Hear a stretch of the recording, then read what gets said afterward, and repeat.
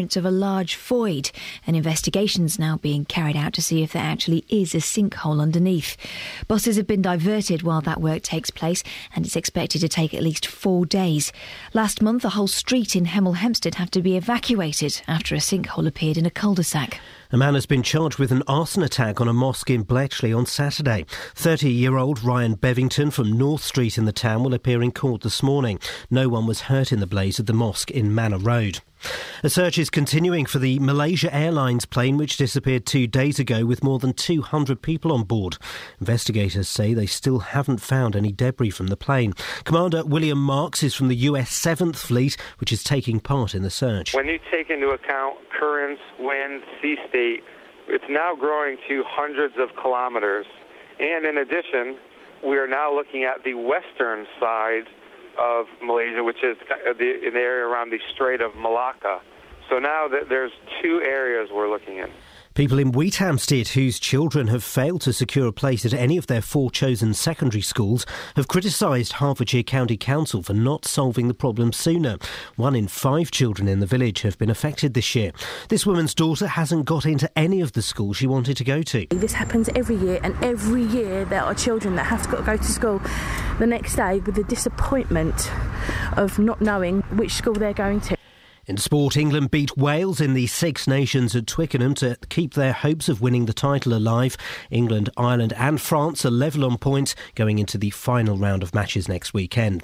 The weather today will be dry but cloudier than yesterday. Top temperatures around 12 degrees Celsius, 54 degrees Fahrenheit. Get the latest news and sport online at bbc.co.uk/Three Counties. BBC Three Counties Radio's big tour of beds, hearts and bucks. The village itself is quite ancient. The original settlement here was 2,000 years ago. Inviting everyone to where you live. It's a historic, vibrant village community, so it's a great place to live. All this week, we're featuring Wheathampstead. Great for small children if you've got a young family. The big tour of beds, hearts and bucks. BBC Three Counties Radio.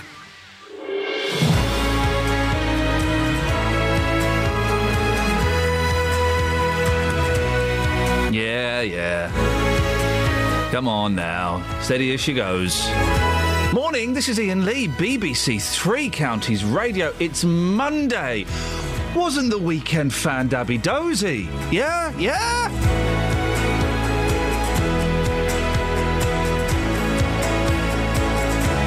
Let me just have a little look at my computer and see what we've got coming up on the show today. It's all a surprise. I don't know. I've not looked. I mean, I've been looking at it all weekend. I'm really excited. Right, lots coming up, including 3 questions. Is it your right to end your days at home, even if the council's paying? Should your child get into the nearest school, even if it's oversubscribed? And will Bedford's new bus station start to smell of wee-wee, even if it's brand new? That one doesn't make sense. Facebook.com/BBC3CR. You can send me a text, please. 81333. Start your text 3CR. Or you can give me a call. 08459 455 555. Across beds, hearts and bucks. This is BBC Three Counties Radio. And I want to ask a question of the gentleman. OK, this is a question for the gentleman, not for the ladies. You're excluded from this question. OK. Ladies. And it sounds like it's a mucky question. It's not a mucky question. I want to know, gentlemen, what parts of your body you've shaved. No, above the waist. I'll tell you why. At the weekend, I shaved my ears. Which bit? The lobes and the insides. Ooh. Yeah, I know. What? I mean, I'd seen the front, but I hadn't seen that you had. Yeah. What are you getting? Like the odd stray, or a whiskers? It was fluffy earlobes and whiskers out of the ears. Downy fluff, or are we talking black? It was downy fluff. Okay, well you've now invited the black fluff to come in. Oh. I'm afraid. Isn't that right, Kelly? I don't think that's a question for just the men. Oh, do women shave other parts of their body as well? Yeah, some do. What do you do when you see a woman with a beard? Which laugh. You do. No, you can't laugh. I mean, Sophie's in the room with you now. She can't hear us, don't worry. We can say what we like. Thanks for the delicious coffee. Thanks, so. Should we play a song? Well, bless you. Oh, wait, it's that kind of crazy morning when we're just sneezing on air while listening to Tina Turner. Bonkers. 08459 455 555. Body shaving, please. Yes, I know it's Monday. Let's start the week as we mean to continue.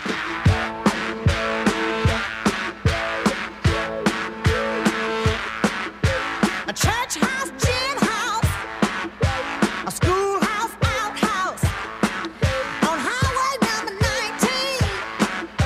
The people keep the city clean. They call it Nutbush. Oh, Nutbush. Call it Nutbush city limit.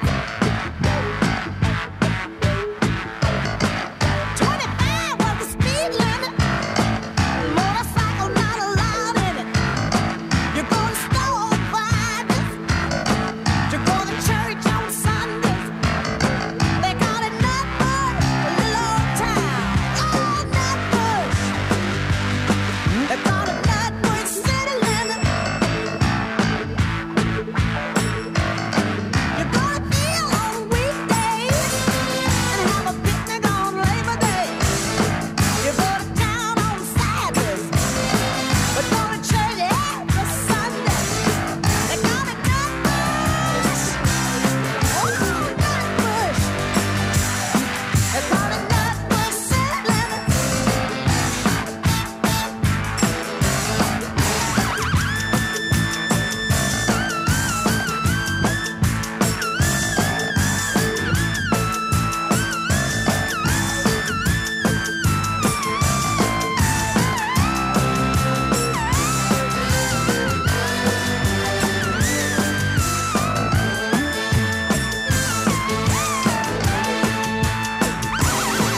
No whiskey for sale. You get caught, no bail. Southpaw and molasses is all you get in jail. Call it Nutbush. Oh, Nutbush. They call it Nutbush too. Nutbush city limit. Little old town in Tennessee. It's called quiet, hello community. A one-horse town. She don't care, does she, Tina Turner? And why should she? Why should she care? Morning, this is Iain Lee, BBC Three Counties Radio. 08459 455 555, 'tis telephone number. Now, a Hertfordshire man is fighting for the chance to spend what's left of his life in his own home. Glenn Phillips from Bushey has motor neurone disease and after a recent fall has been receiving round-the-clock care. The trouble is, the emergency funding that's paying for it runs out on Wednesday and the County Council says it can't afford to subsidise it long-term. And that's something that terrifies Glenn Phillips. Throughout all of this process, I've been very, very stressed and concerned about what's going to happen. So I am really, genuinely very worried about what is going to happen on Wednesday night. And that must be, to put it mildly, awful for you because, you rely on that 24 hours of care. You need that 24 hours of care to stay in your own home and have that over your head that you don't know what's going to happen next. It must just be terrible. Well, one of the main problems is it's really hard to cope with having a terminal illness. I have to constantly think about dying, and that is really hard. So, not to know what is happening with my care is even more stressful. Well, that was our reporter Matt Lockwood speaking to Glenn Phillips. Now, we wouldn't have spotted this story if it hadn't been for the excellent Watford Observer and the work of its health correspondent, Adam Binney. Adam joins you on the line now. Morning, Adam. Thank you very much for that plug. That was very nice. Oh, no, listen, it's a cracking paper. We're big fans of local papers here on this show. And also, it's an incredible story, isn't it? How did you get in touch with Glenn? How did you first make contact with him? We first met Glenn sort of Christmas of last year. I think it was the Peace Hospice in Watford really that should take the credit. They got in contact with us and said that he was looking for a box at Spurs, a sort of like almost like a dying wish. So we received a sort of a profile from him and put it in the paper, and it just went from there, really. We had, I think in the first week, we had about sort of 50 emails coming in from people saying that they wanted to give Glenn a box at Spurs and give him a chance to see his football team, and we've been in contact ever since. Obviously, motor neurons is a degenerative disease. Have you noticed Glenn's conditioning worsening? It's difficult to say, to be honest. I mean, from the first time I met him, he was already sort of quite progressed. So he was already quite ill, so to speak. But yeah, I mean, over the weeks, it has become sort of quite noticeable that he's finding it quite hard to get up when we come around to see him. I've been around to his house sort of two or three times now. And it is getting more and more difficult to sort of sit him up in his chair, yeah. So explain exactly what the situation is now, Adam. What's changed in terms of his care and what's being provided? Well, as far as I understand, he had a fall about 3 weeks ago. He fell over backwards and sort of banged his head. And he was on the ground for quite a long time waiting for his carer to come and see him. And from that point, he sort of said, well, I thought I needed 24-hour care before, and now I definitely do. He asked the council, and they told him that they couldn't afford it, and they were going to put him in a nursing home. If you go around and see Glenn, he's got a really cool place in Bushy where he lives. He's got all his records with it, sort of around him, and all his films and all his things that he sort of likes to keep around him. So he was quite nervous of that. So he sort of said, well, I really don't want to go into a nursing home. Can you sort me out some care here? And that's when they set up this emergency fund that he's in now. And when it comes to March the 12th, I think there's something in place to potentially put him on the NHS care pathway, but it's all sort of up in the air still. And obviously I think that's causing quite a lot of stress. So there is a chance that he might get the care he requires and might be able to stay in his own home? Yeah, I mean, that's what he was saying, but the issue is that he's got is he's saying that is then going to be funded by the NHS, and saying that, I don't need nursing care, I need social care. It's not a case that I need to be put through the NHS. The county council should be providing it for me. And he doesn't want to go in a home at all, does he? No. I've had him say that. I've had a couple of his friends actually emailed in and said, look, can you do anything about this? He really doesn't want to go to a nursing home. And I can kind of understand that. I mean, he's a relatively young man. He's not the sort of age that you would go to a nursing home. He said, I'm not 93. I don't want to go to a nursing home and not have my stuff around. I guess, let me play devil's advocate for a second. My mum had to move into a care home at the age of about 59, 60, I guess, and she didn't particularly want to. And it was because the council refused to provide more care. And I guess there is a limit, isn't there, on how much they can spend on one individual in terms of care. Yeah, absolutely. I mean, as cold as it is, I know the council has to look at these things from a financial perspective, but what Glenn said to me was that I think going to a care home was going to cost about £700 a week more than it would just to give him the 24-hour care that he wants. So it doesn't seem like a huge amount of money. And I do understand that there is a sort of a financial constraint on these things, but it just seems such a small figure to give him sort of what he wants. Adam, I really appreciate your time, and thanks for coming on and sharing the story with us this morning. That's all right, thanks for taking interest. Thank you very much. It's Adam Binney from the Watford Observer. He's the health correspondent. It's a cracking newspaper, and as I said on this show, we are big fans of the local newspapers. I know some of them are a little bit snooty towards the BBC, but I don't quite understand why. We do like a good local newspaper, so if there's a story in there, if you work on one of the local newspapers and you think there's a story we should be looking at, ian.lee@bbc.co.uk. We did ask Herts County Council to come on for an interview this morning. They issued us with a statement which says, we've met with Mr Phillips to discuss his needs and desires to stay at home. We have increased the hours of his home care package and provided an emergency night-sitting service. We are committed to caring for residents in a way which ensures they have control and choice over how their needs are met. Very simple question. Should Mr Phillips, should Glenn be allowed to stay at home to live out his last days at the expense of the council? 08459 455 555. Travel news for beds, cards and bugs. BBC Three Counties Radio. Good morning. We have ongoing closures still after problems with flooding. In Hemel Hempstead, Longcroft Lane is closed between the Floundon Lane and Chipperfield Road for emergency repairs. And on the speed sensors in Luton, the A505 looking a little busy, but moving towards the centre of town just from the M1.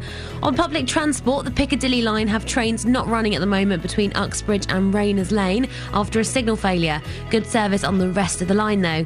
I'm Alice Glossop, BBC Three Counties Radio. You're all right, Alice? I'm okay. I've got a bit of a cold, Yeah. a bit of the sniffles. Yeah, I was going to say you sound a little bit chesty, a little bit bunged up. I'm sorry. Well, no, hey, listen, don't apologise. I would never chastise someone for being poorly, at least not on air. I'd do that in a strongly worded email afterwards. Is there anything we can do to help you, Alice? No, just your voice is cheering me up already. Sounded sarcastic, but we'll go with it. Thank you. 6:16. It's Monday, the 10th of March. I'm Iain Lee. These are your headlines on BBC Three Counties Radio. A man with motor neuron disease from Bushey has been told the council can't afford to pay for round-the-clock care in his own home. A road has been closed near Watford railway station because of fears there's a sinkhole underneath. And a man has been charged with an arson attack on a mosque in Bletchley. The weather today, dry but cloudier than yesterday. 08459 455 555. BBC Three Counties Radio.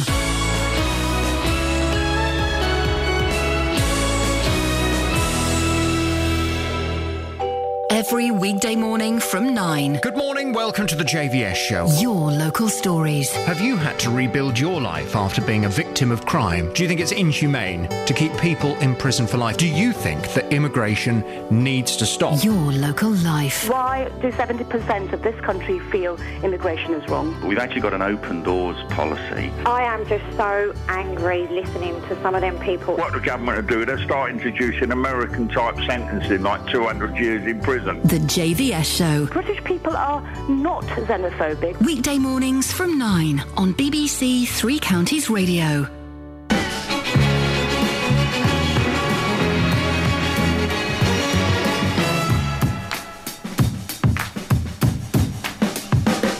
Like a sound you hear that lingers in your ear, but you can't forget from sundown to sunset. Nah. It's all in the air, you hear it everywhere. No matter what you do, it's gonna grab a hold on you. California soul. California soul. You see the sun comes up every morning, and if you listen, oh, so carefully, the winds that ride on the high tide whistles a melody. So the people started to sing, and that's how the surf gave birth, I'm told, to California soul. California soul. When you hear the beat, you wanna pat your feet, and you got to move, 'cause it's really such a groove now. It's a brand new kind of thinking in your mind, and you can't go wrong, 'cause you're grooving all day long. California soul. California soul. We have the melody and the beat, y'all, but it still didn't seem complete, yes, until they saw two lovers kissing. Oh, sure, they knew just what was missing. So happy they were rocking and reeling, because they had added that loving feeling to California soul. California soul. Might as well get with it. Sound you hear, the fingers. Yeah, come on. That's a song, isn't it?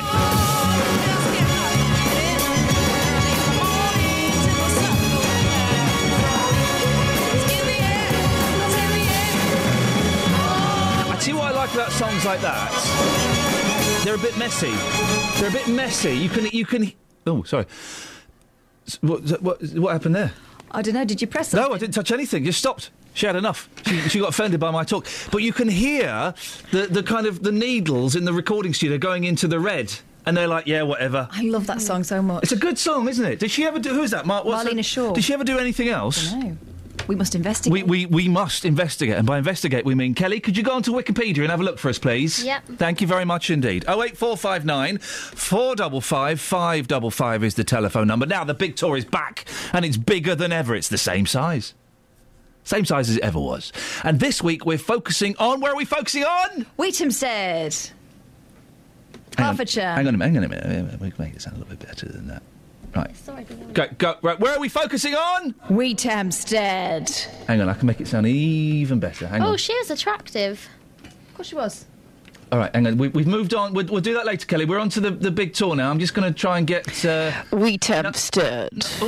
We're not pirate radio. Hang on a second. I'm just trying to find... I want to get a nice fanfare. Here we go. Right. So, ladies and gentlemen, this week on the big tour, we are focusing on... Wheathampstead.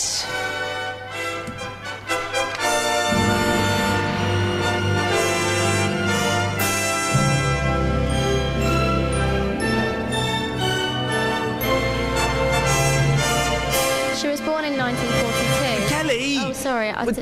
Kelly, you've fallen down a hole. Quick, Catherine, help her out. Help. Wheathampstead. No, this is really... in New York. I'm trying to... Right. Is in Hertfordshire. Oh. And a lot of her music was used in television commercials. Oh, for goodness sakes. Right, can we just focus on this, please? Now, I've lost the fanfare. We'll do the fanfare again. No, it's a big thing, the big tour for us. I want to make sure that we treat it with the respect it deserves, which in many Her ways... uncle was a jazz trumpet player. Oh, for goodness sakes. Hang on. Oh, I've lost the fanfare. I'm not sure of anyone. Oh, that's not it. Right, got it. Right. Do it again. This week, well, ladies and gentlemen, boys and girls, welcome to the BBC Three Counties Big Tour. It's back, and it's bad. By bad, we mean good. And this week, we're focusing on... Wheathampstead.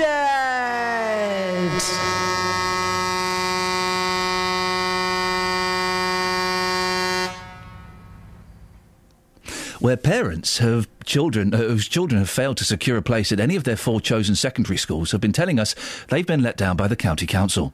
1 in 5 children in the village have been affected this year, and locals say the problem is nothing new.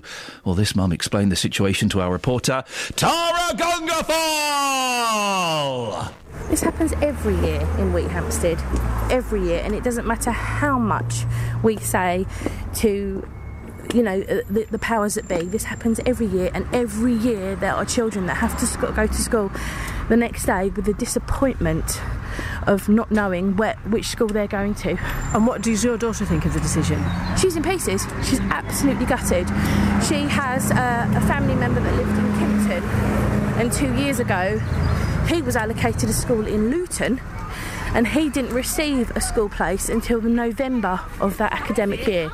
And she is absolutely terrified that is going to happen to her. And it had a huge impact on that child, because he missed out on all the things that you get when you start at school, all the bonding with all the new classmates. And she's terrified that's going to happen to her. What's the point? They might as well just play pin the tail on the donkey and close their eyes, blindfold, wherever the pin lands, send the kids to school. What's the point of giving them a choice when they don't get any of the schools that they choose? If you could have a meeting with the head of education at Hertfordshire County Council right now, what would you say to them? Oh, I couldn't say that on radio. that would upset a lot of people, especially people with delicate ears. Well, that was our reporter Tara Gungfall there, speaking about the situation in Wheathampstead. 08459 455 555. Maff in Hanslope says, Iain, talking about men shaving and then playing nutbush is brilliant. No, there was no parallel there. This morning I want to find out... I think it's mainly going to be a men thing, but where have you shaved that isn't your face? So maybe we could send you out to approach hairy men. I had my hair cut at the weekend. Only one person noticed it at work. The other people got a right royal rollicking. And yes, I had a little bit of back shavage. Vanessa kind of pulled my shirt down a bit and scraped some of it off. And I scraped my ears with my razors. Where of you shave, please, fellas? 08459 455 555. Here's Paul Simon. He's a very hairy midget. The problem is all inside your head, she said to me. The answer is easy if you take it logically. I'd like to help you in your struggle to be free. There must be 50 ways to leave your lover. She said it's really not my habit to intrude. Furthermore, I hope my meaning won't be lost or misconstrued. But I'll repeat myself at the risk of being crude. There must be 50 ways to leave your lover. 50 ways to leave your lover. You just slip out the back, Jack. Make a new plan, Stan. You don't need to be coy, Roy. Just get yourself free. Hop on the bus, Gus. You don't need to discuss much. Just drop off the key, Lee, and get yourself free. Ooh, slip out the back, Jack. Make a new plan, Stan. You don't need to be coy, Roy. You just listen to me. Hop on the bus, Gus. You don't need to discuss much. Just drop off the key, Lee, and get yourself free. She said it grieves me so to see you in such pain. I wish there was something I could do to make you smile again. I said I appreciate that. And would you please explain about the 50 ways? She said, why don't we both just sleep on it tonight? And I believe in the morning you begin to see the light. And then she kissed me, and I realized she probably was right. There must be 50 ways to leave your lover. 50 ways to leave your lover. You just slip out the back, Jack. Make a new plan, Stan. You don't need to be coy, Roy. Just get yourself free. Or you hop on the bus, Gus. You don't need to discuss much. Just drop off the key, Lee, and get yourself free. Slip out the back, Jack. Make a new plan, Stan. You don't need to be coy, Roy. You just listen to me. Hop on the bus, Gus. You don't need to discuss much. Just drop off the key, Lee, and get yourself free.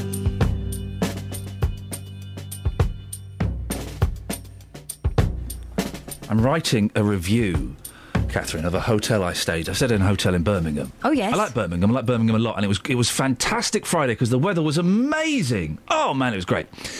But it was really hard to book a hotel because Crufts was on. Mm-hmm. So all of the hotels were really expensive booked. So I booked in a hotel. It was disgusting. And I'm writing a review online of it. I'm entitling the review, Oh Dear, Oh Dear, Oh Dear. And I'm writing the review. I've done the first complaint, and then I've got limited letters. It says you've only got 15 characters left. So I've had to. This is my review. This really is a very poor hotel. Filthy hallways, potty-mouthed residents swearing at reception, and windows that would not lock. That kind of sums up about... That doesn't... I've not even got time to mention the woman who I woke up at 1:30 thinking I could hear a woman being violently attacked. Let's just say she wasn't being attacked. She was actually enjoying herself, the dirty so-and-so. She wanted everyone else to know about it. Oh, in a hotel at 1:30 in the morning. You keep your mouth shut. You keep quiet if you're having a bit of that going on. It was awful. I was a little bit jealous. Travel news for beds, cards and bugs. BBC Three Counties Radio. On the M25, anti-clockwise, things heavy already between junction 21 for the M1 and 20 for Kings Langley. On the speed sensors in Bedford, the Bromham Road is slow at the Ashburnham Road, just heading towards the station. And on public transport, Piccadilly Line have trains not running between Uxbridge and Rayners Lane after a signal failure. And that's also affecting the Metropolitan Line, where there are minor delays between Uxbridge and Harrow-on-the-Hill. I'm Alice Glossop, BBC Three Counties Radio. Across beds, hearts and bugs. This is BBC Three Counties Radio.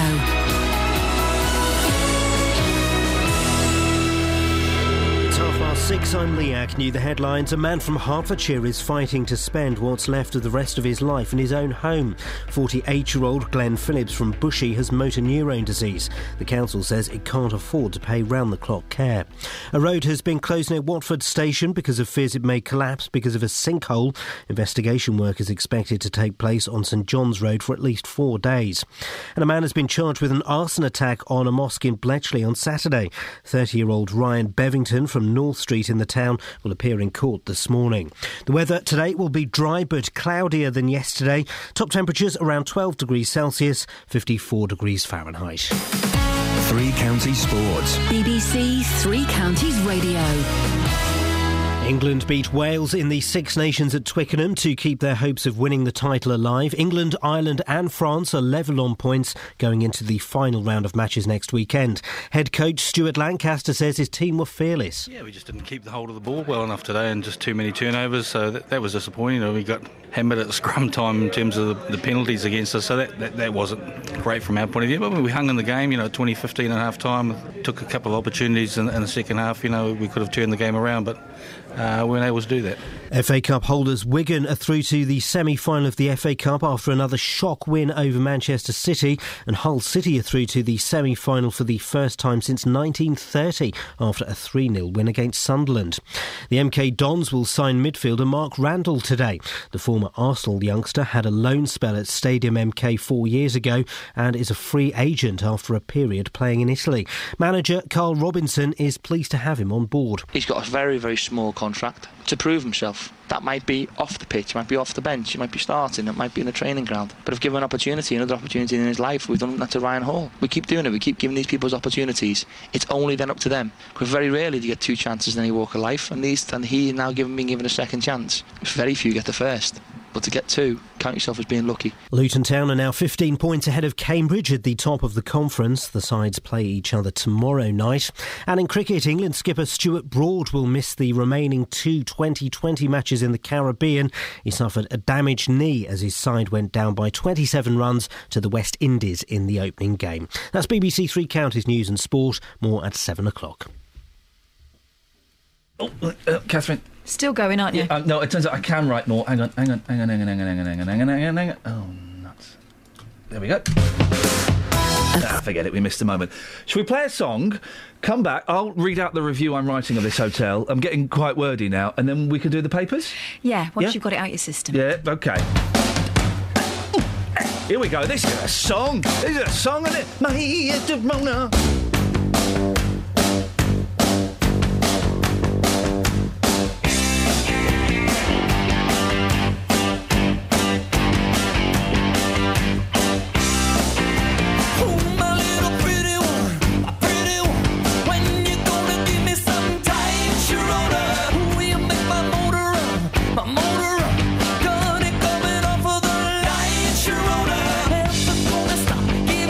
Such a dirty mind, I always give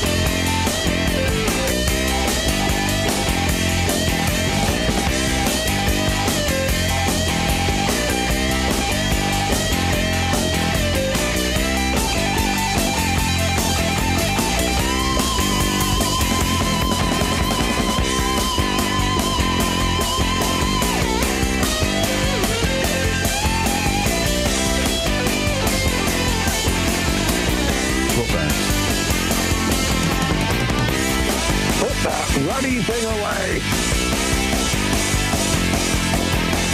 I'm now in the urinal section.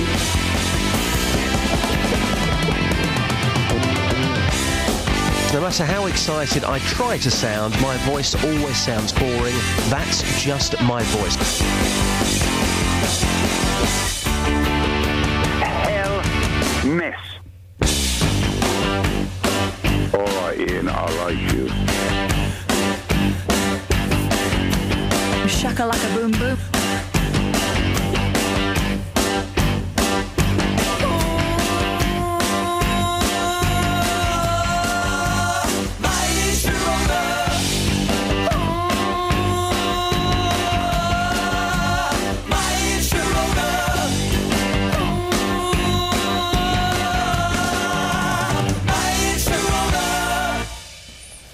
How did you get to be so famous? 08459 455 555. I finished writing the complaint. Would you like to hear it? Excellent, yes. This hotel that I stayed in. The title of your review, oh dear, oh dear, oh dear. Your review.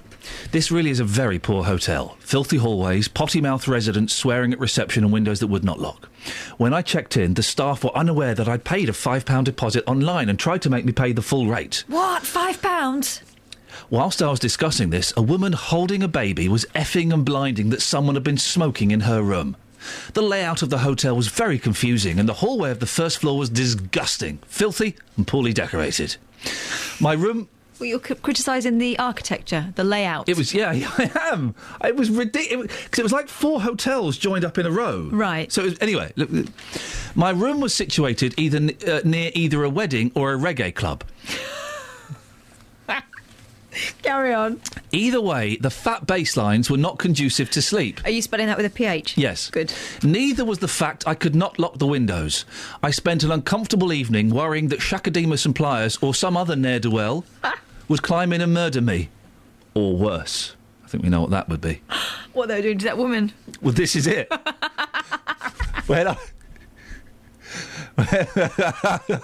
When I did manage to drift off, I was awoken at 1:30 by what sounded like a lady being attacked some way down the hall.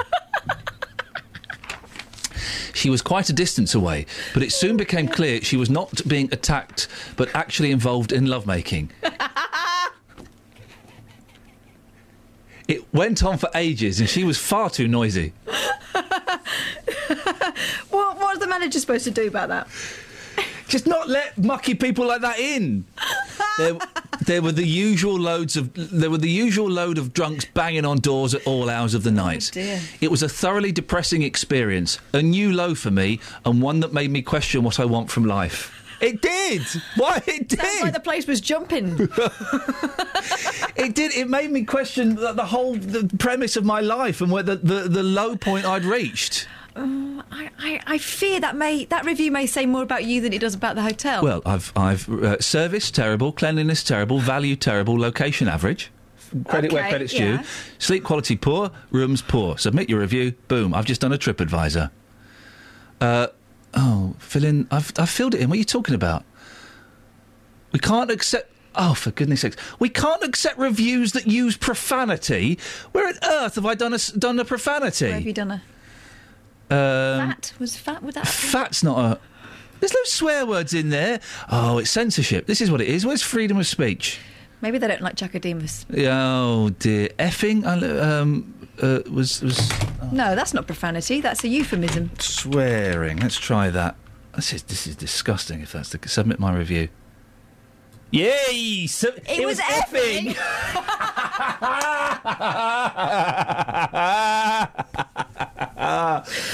Oh dear! Right, you can't even say that. Oh, This is political correctness gone mad. What have you got in the papers, Catherine? Helena Bonham Carter's been out in her slippers. What? I don't know why we're surprised. That's outrageous. She tends to wear most of her dressing up box, and fair play to her. Yeah. But I just wondered whether any of our dear listeners would ever have shambled out in their slippers. My granddad used to refer to it affectionately as the Salford Shuffle. If you went down the precinct, you would often see mostly older ladies with their slippers on, because I think sometimes you get to an age where comfort is king. I had a migraine at the weekend, very bad migraine on Sunday, and I took far too many Nurofen. I mean, I was travelling through time in the afternoon, and I woke up from a fevered sleep, realising that I had some washing in the washing machine. I needed that washing that night. It was clean sheets. So I had to get up. So I shambled downstairs. I'm out in the back garden in my pants. What? Just in my pants, hanging up washing. I mean, I was out of it.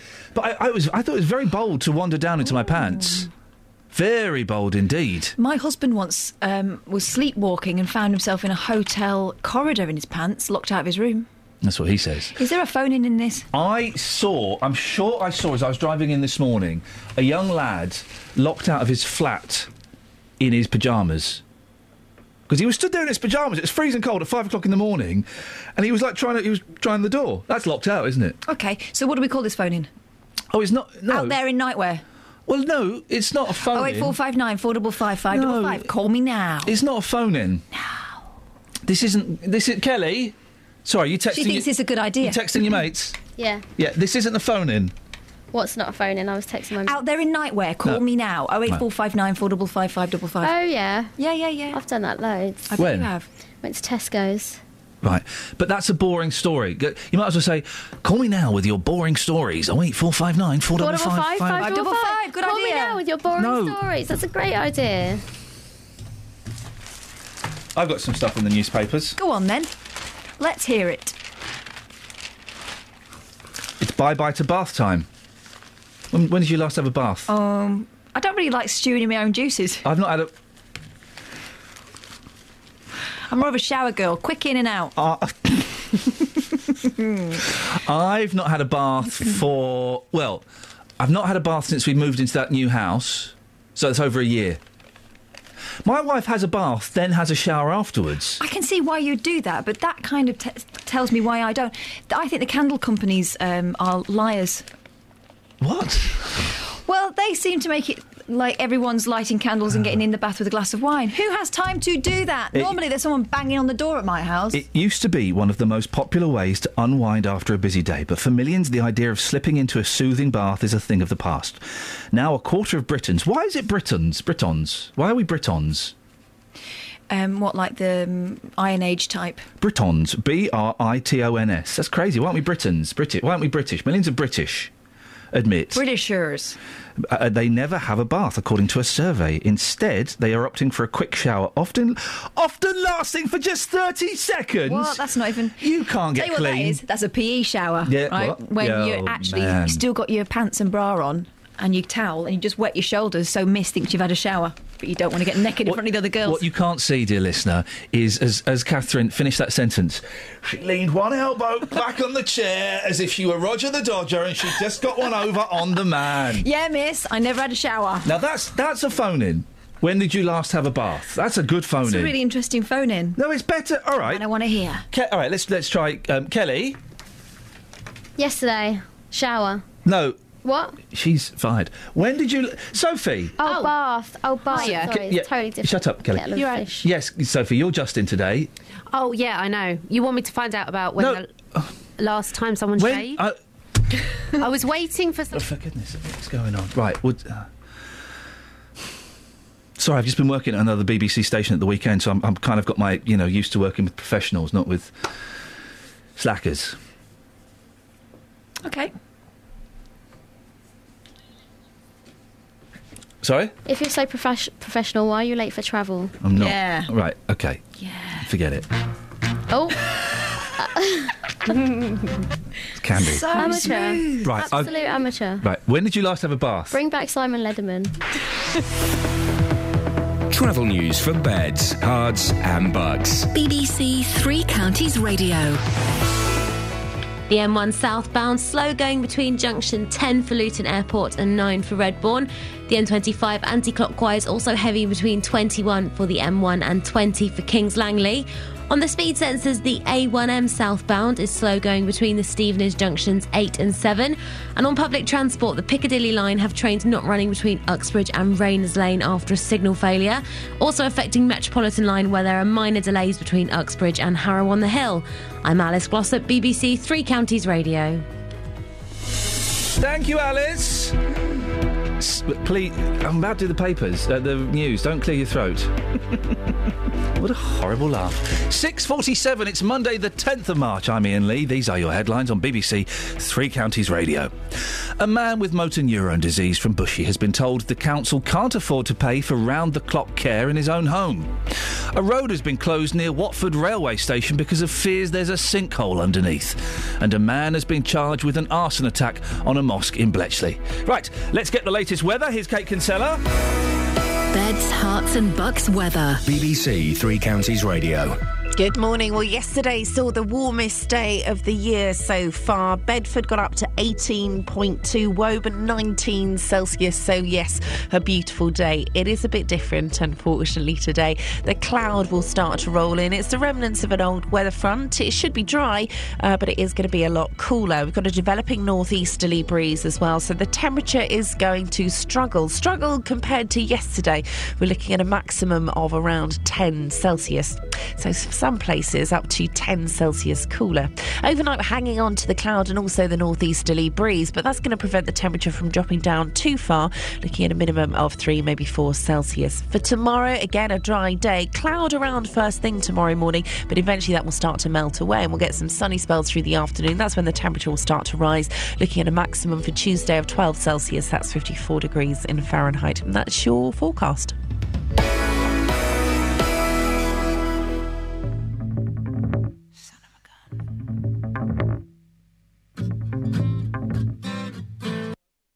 This was meant to be. Was that a trail? Oh, that was You're So Vain. Hang on a second. Yeah, what are you doing? Hang on. Nick Coffer on BBC Three Counties Radio. How about a bit of murder and death, particularly local murder and death? What? Is it, what? I've never listened to a Nick Coffer trial before. What was he? He's doing just a murder? Put it back on. God, I don't know if I should. I like Nick Coffer. I would hate for him to get arrested, but then again, I'd hate for him to murder somebody. Let's see what he's got to say. Hang on. Nick Coffer on BBC Three Counties Radio. How about a bit of murder and death? No, don't do it! That's insane behaviour. The BBC does not advocate murder and or death. We don't condone it in the slightest. Let's see how he's going to do this dastardly plot. Particularly local murder and death from the 9th. No, not local murder and death! If it's local. If you're going to do it miles away. There's less chance of them finding you. Nick, you're a celebrity. 19th century. I mean, one of the crimes in the book, 19th century. There's a potential there for miscarriage of justice. No. Till 3 o'clock this afternoon. Okay. More great music to come in the next 2.5 hours. As long as there's great music. I like a little bit of epic on this programme. Nick Coffer. Today I'm just outside of Aylesbury at Where I'm going to commit a murder. Hula, which is an animal rescue centre in the paediatrics ward of the L&D Hospital. I'm in St Albans. They've got animals in the paediatric ward. That can't be hygienic. On BBC Three Counties Radio. So what we've learnt from that trail is... He gets about. Well, he's going to commit a murder in the 19th century. And then he's going to run to Aylesbury and Kempston, all those. And put a dog in a children's ward. That is disgusting. Good story, though, for you. Right. No, it was a great story when he does it. What we need to do is we need to send that to the police. Yeah. Ollie Martins. The Time Police. The Time Police. Not Ollie Martins. Let's send it to David Lloyd. Yeah. Do something about it. We'll send that to the Time Police. Dennis, can you believe Nick Coffer's going to go back in time, murder somebody, and then put a dog in a children's ward in a hospital? Yes. Oh. I can believe anything to this programme. What do you want, Dennis? When did you last have a bath? A week ago, and I'm getting ready for a scalding hot one this morning. When did you last go out in your slippers? Last night. OK. And have you stayed in a bad hotel? Yes. There we go. It must have been the same one in Birmingham. There we go. Well, that's really great. So, showers. Yes, showers are all right, but they only take the top muck off. There's a good soak in a scalding hot bath, which I'm going to get into before long. Well, don't have a scalding hot bath. Why? I don't like it when you come out and your legs are red. Well, I'm red all over. Catherine was pointing to an intimate part of her body. No, I was just thinking about sometimes if you go in and part of you is a normal colour and the bottom part is a different... Dennis, you're a gentleman of an age... Very. Which is so advanced it's difficult to calculate using modern techniques. But have you ever... Don't forget I'm expecting a birthday present from you in the end of May. May the... 29th. Well, that's, there's still a way to go, Dennis, and good luck with that. I might not make it. And that's what I was thinking. I didn't want to say it out loud, but it's certainly a possibility. But Dennis, yes, have you shaved different parts of your body? And be careful with this. Unfortunately, I had to do. What? Oh, I was in hospital for an operation. Oh, yeah. And they handed me this machine. Yeah. I wasn't very happy with it, but it had to be done. Right. Other than that, I am not a hairy person. Hang on, what machine? What, clippers? Well, no, it was a sort of electric razor, but it had teeth. And it had to... Where did... Again, we've got young ears listening, but where did you have to shave? Let me see. The joining part of my legs. The bit... okay, the middle. Yep. Okay, great, yep, okay, great. It was dangerous. It was dangerous. Yep, there's an image I never wanted in my head. Blimey.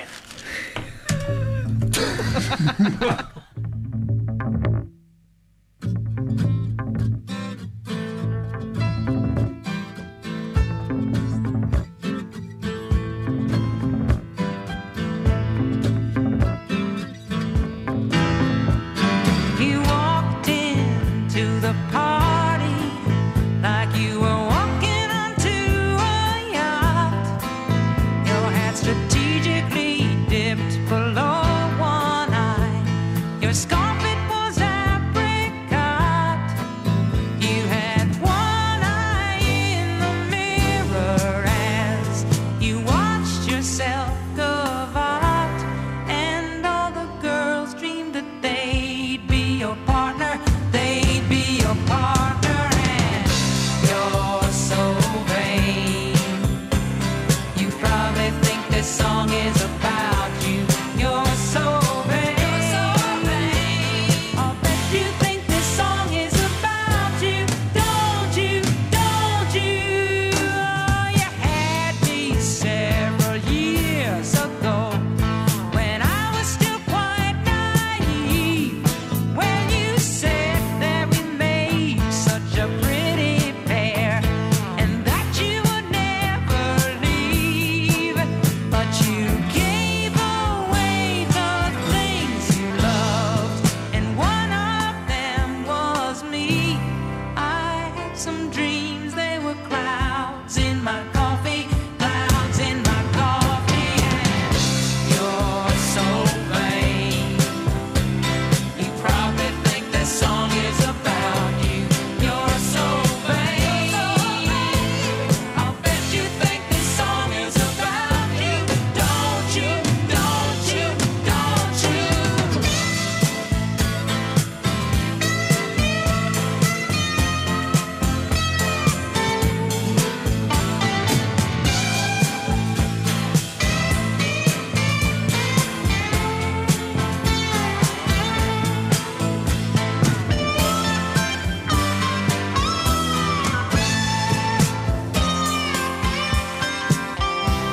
I had some dreams, they were clouds in my coffee, clouds in my coffee, and you're so vain.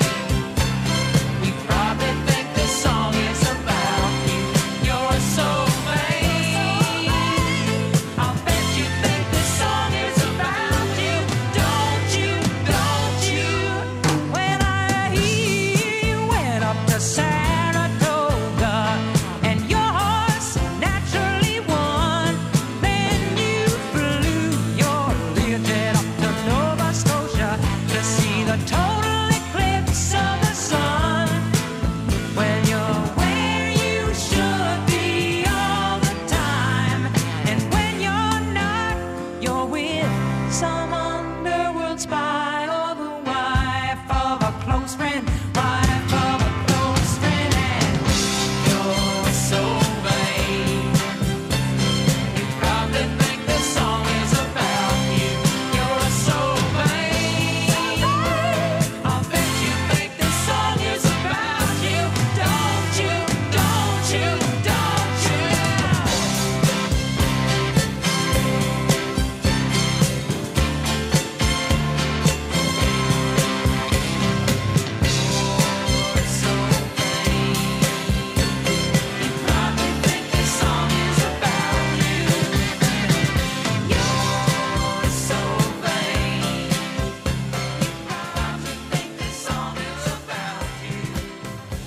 I'm very excited. Saw a great film at the weekend, The Grand Budapest Hotel. Won't be to everyone's liking. Wes Anderson. It was wonderful. Can't forgive him for what he did to Fantastic Mr. Fox. You didn't like the Fantastic No, Mr. Fox, I thought it was outrageous. I came out of the cinema. For a moment, I was the only person in the cinema, but then 3 other slackers came and sat near me. Right next to you? No. That's weird, isn't it? That would have been weird. But I came out of the cinema feeling just feeling joyful. It was uplifting. And there's also another film I'm looking forward to seeing, which I might be going to see next week at a preview. Oh. The Frank Sidebottom film, yeah. I remember him vaguely from when I was a kid. He did a few appearances on Number 73, didn't he? Number 73. I used to love Frank. He used to weird me out a bit. Yeah, he is weird. I've seen Frank. So I did a gig with Frank once. I got on with him quite well. He was bonkers. He used to phone me up sometimes. I Wikipedia'd him yesterday. Yeah. He was a very handsome man underneath the mask, wasn't he? Big nose. Oh. Very big nose. What mask? He didn't have a mask on. Anyway, I'm looking forward to that film, even though they've made Frank American, but it's not the real. It's kind of a conglomeration, if that's the word, of loads of different kind of artists. So it's like Beefheart, it's Daniel Johnston, it's loads of people. And Maggie Gyllenhaal being cross. Yeah, according to the trailer. trailer. And it's I think it's brilliant. They got Michael Fassbender, who's brilliant, but you don't see his face throughout the whole film. I'm looking forward to it. Well, good luck with that. Enjoy your preview that you're going to on your own. You can come to a preview. Well, actually, they've not got back to me, so I might not be. So you're probably not going. Hopefully going to a preview of Rio 2 as well. Oh, now you're talking. I'm on a mailing list. I've got myself on a mailing list. Yeah, I'm on a mailing list. Gosh, one day I could be on a mailing list. No, never going to happen. Oh. You got to have been somebody 10 years ago to get on a mailing list. No, I'm not even anyone now. You're going to put the cat on, make a cough. I suppose so. Might as well make myself useful. I really enjoyed that last half an hour, despite everything. Did you? Yeah. Well, glad one of us did. I can hear your knees clicking. It's not glamorous or sexy, is it? It just kind of petered out there, didn't it, Kelly? Just sort of petered out at the end. Normally does. Give us a little post-paper review. Yeah, that about sums it up. Travel news for beds, cards and bugs. BBC Three Counties Radio. In Buckingham, the A421 is slow in both directions at the moment between the A413 and the Gorcut roundabout. That's because there are temporary traffic lights there for roadworks. The M25 anti-clockwise queuing now between junction 21 for the M1 and 20 for Kings Langley. And on public transport, Piccadilly line still has trains not running between Uxbridge and Rayners Lane after a signal failure. I'm Alice Glossop, BBC Three Counties Radio. Thank you, Alice. Coming up in the next hour, a gentleman with motor neurone disease. The council say they can't afford to give him 24-hour round-the-clock care in his home. He has to move into a care home. Well, should he have the right to die in his own home, even if it costs the council money? Local and vocal across beds, hearts and bucks. This is BBC Three Counties Radio.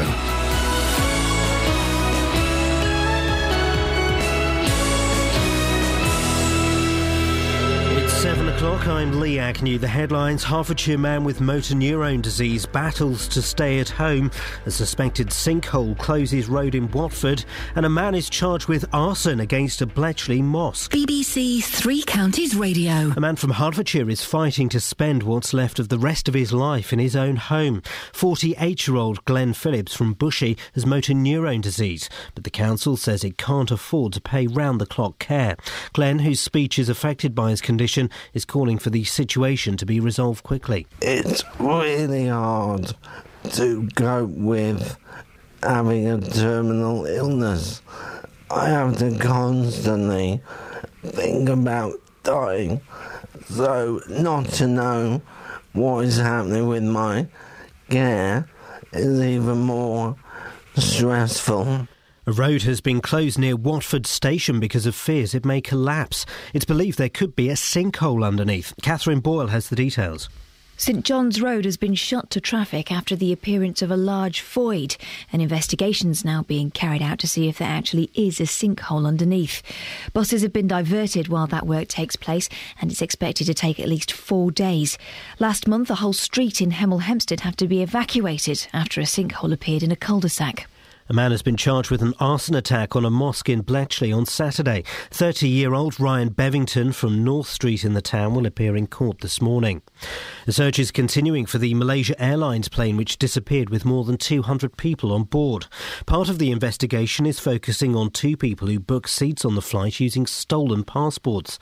Professor Anthony Glees, director of the Centre for Security and Intelligence at the University of Buckingham, says that throws up more questions. If this was a terrorist attack or a terrorist bomb that went off, maybe went off at the wrong time, then the most likely group of people responsible for this would be the Chinese Uyghurs. These are Islamists who come from northern China.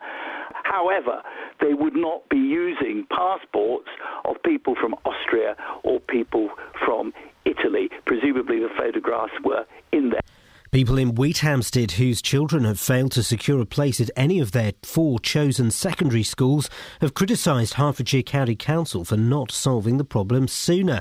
This mother says 1 in 5 children in the village have been affected this year. This happens every year, and every year there are children that have to go to school the next day with the disappointment of not knowing which school they're going to. In sport, England beat Wales in the Six Nations at Twickenham to keep their hopes of winning the title alive. England, Ireland and France are level on points going into the final round of matches next weekend. The weather today will be dry but cloudier than yesterday. Top temperatures around 12 degrees Celsius, 54 degrees Fahrenheit. Get the latest news and sport online at bbc.co.uk/Three Counties. BBC Three Counties Radio's big tour of beds, hearts and bucks. It looks like an extremely historic village. There's lots of ancient buildings, fascinating looking buildings. Inviting everyone to where you live. It just is still so quaint. It hasn't been overbuilt. All this week, we're featuring Wheathampstead. Come and look at the old buildings, because they're very old. The big tour of beds, hearts and bucks. BBC Three Counties Radio.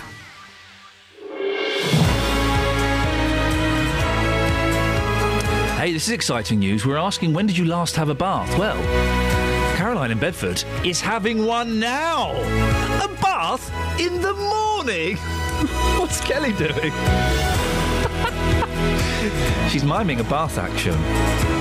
And Jay in Dunstable has sent me a text that I can't read.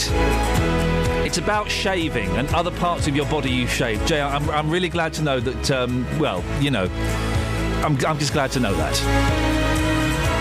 Morning, this is Iain Lee, BBC Three Counties Radio. Lots coming up on the show between now and 9 o'clock, including, is it right to end your days at home, even if the council's paying?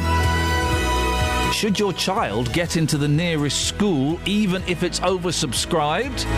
And will Bedford's new bus station smell of wee-wee, even if it's brand new? I'm 40 years old. And also, we're talking baths, we're talking shaving other parts of your body. Please tread carefully. This comes from the fact I shaved my ears at the weekend. Lobes and interiors. What parts of your body have you had to shave? Sometimes you see men with really hairy noses, don't you? Really hairy noses, yeah. Like a little nose hat. Facebook.com/BBC3CR. You can send me a text, 81333. Start your text 3CR. Or you can give me a phone call, which is the best way to do it, isn't it? 08459 455 555.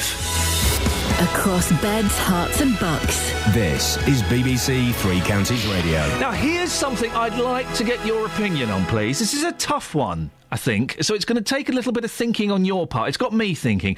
Should a man be allowed to die in his own home if the council are paying? If the council have to pay for that?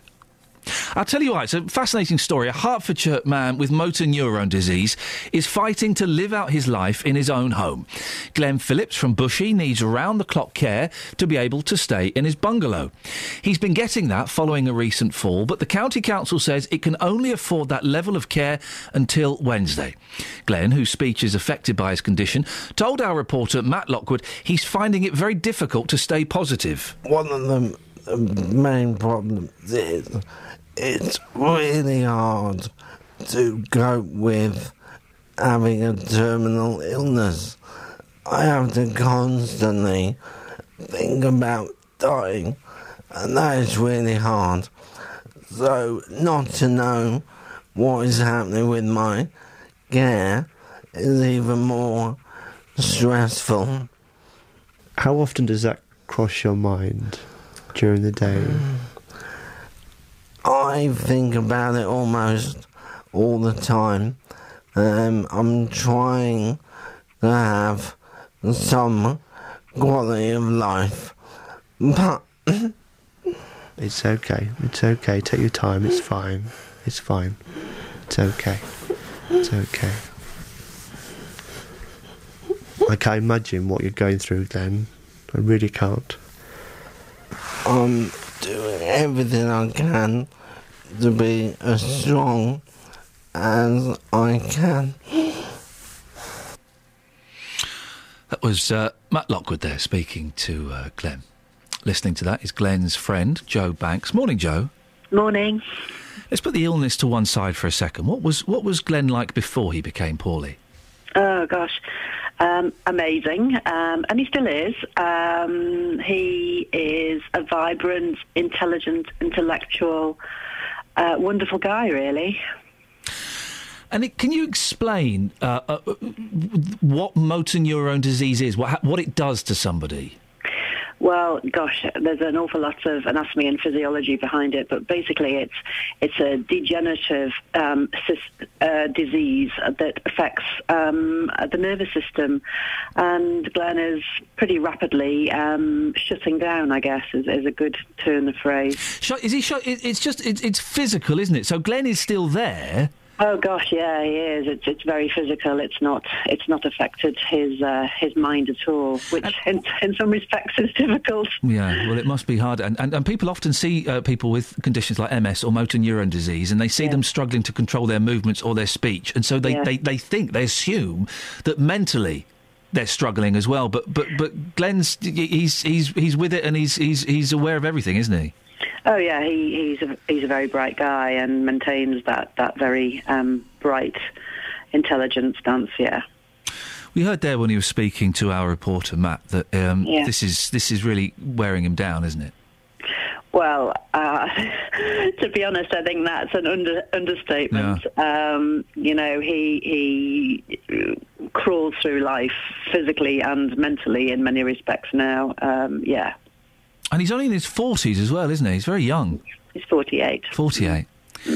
So what's the situation with the council then, Joe? They've told Glenn that they can't afford to keep the care that he needs for him to stay in his own home. Is that right? Well, essentially, yes. We're waiting to hear what's going to happen because the emergency care package they put together lasted a month and that expires on Wednesday. They've given Glenn the option of going into a nursing home, and although I'm sure that he would receive perfect care there, it doesn't. It pales into insignificance when thinking of remaining in your own home.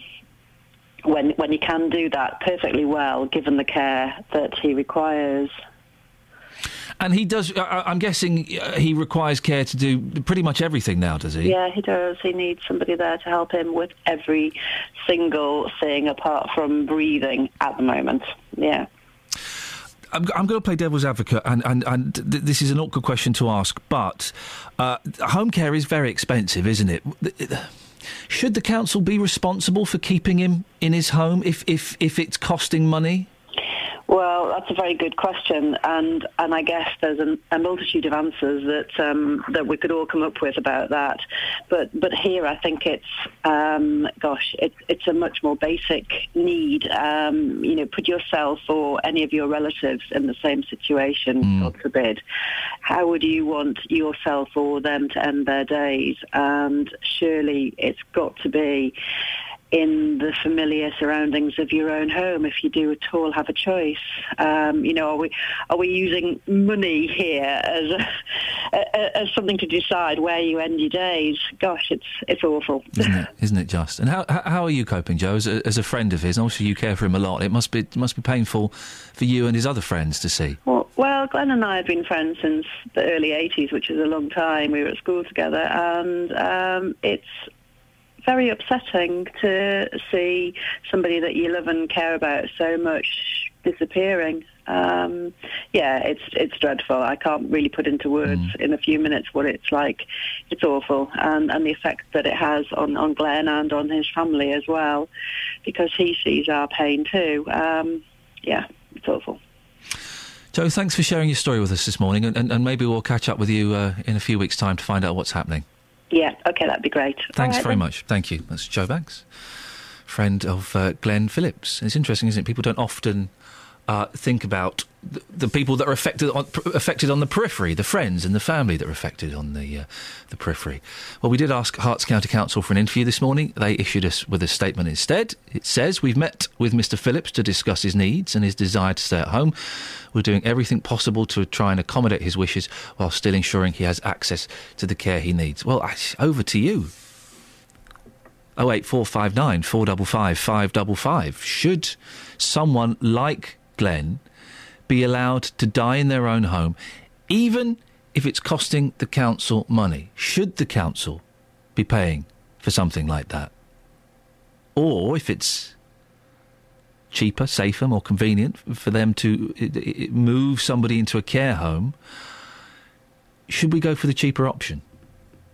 What's more important here, money or people's comfort? It's a tough one, isn't it? It's a tough one. And boy, am I glad I'm not the person that has to make those decisions.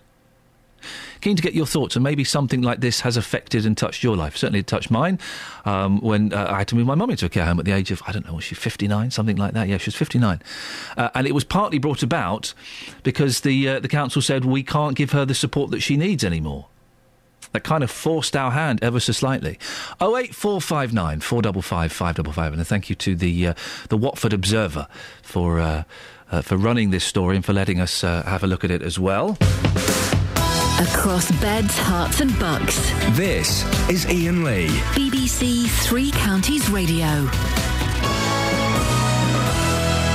There's kind of lots of little bits and pieces around in the newspapers at the morning. There's nothing massive, but there's little bits and pieces that have got me kind of scratching my head a bit. It's bye-bye to bath time, says the Daily Mail.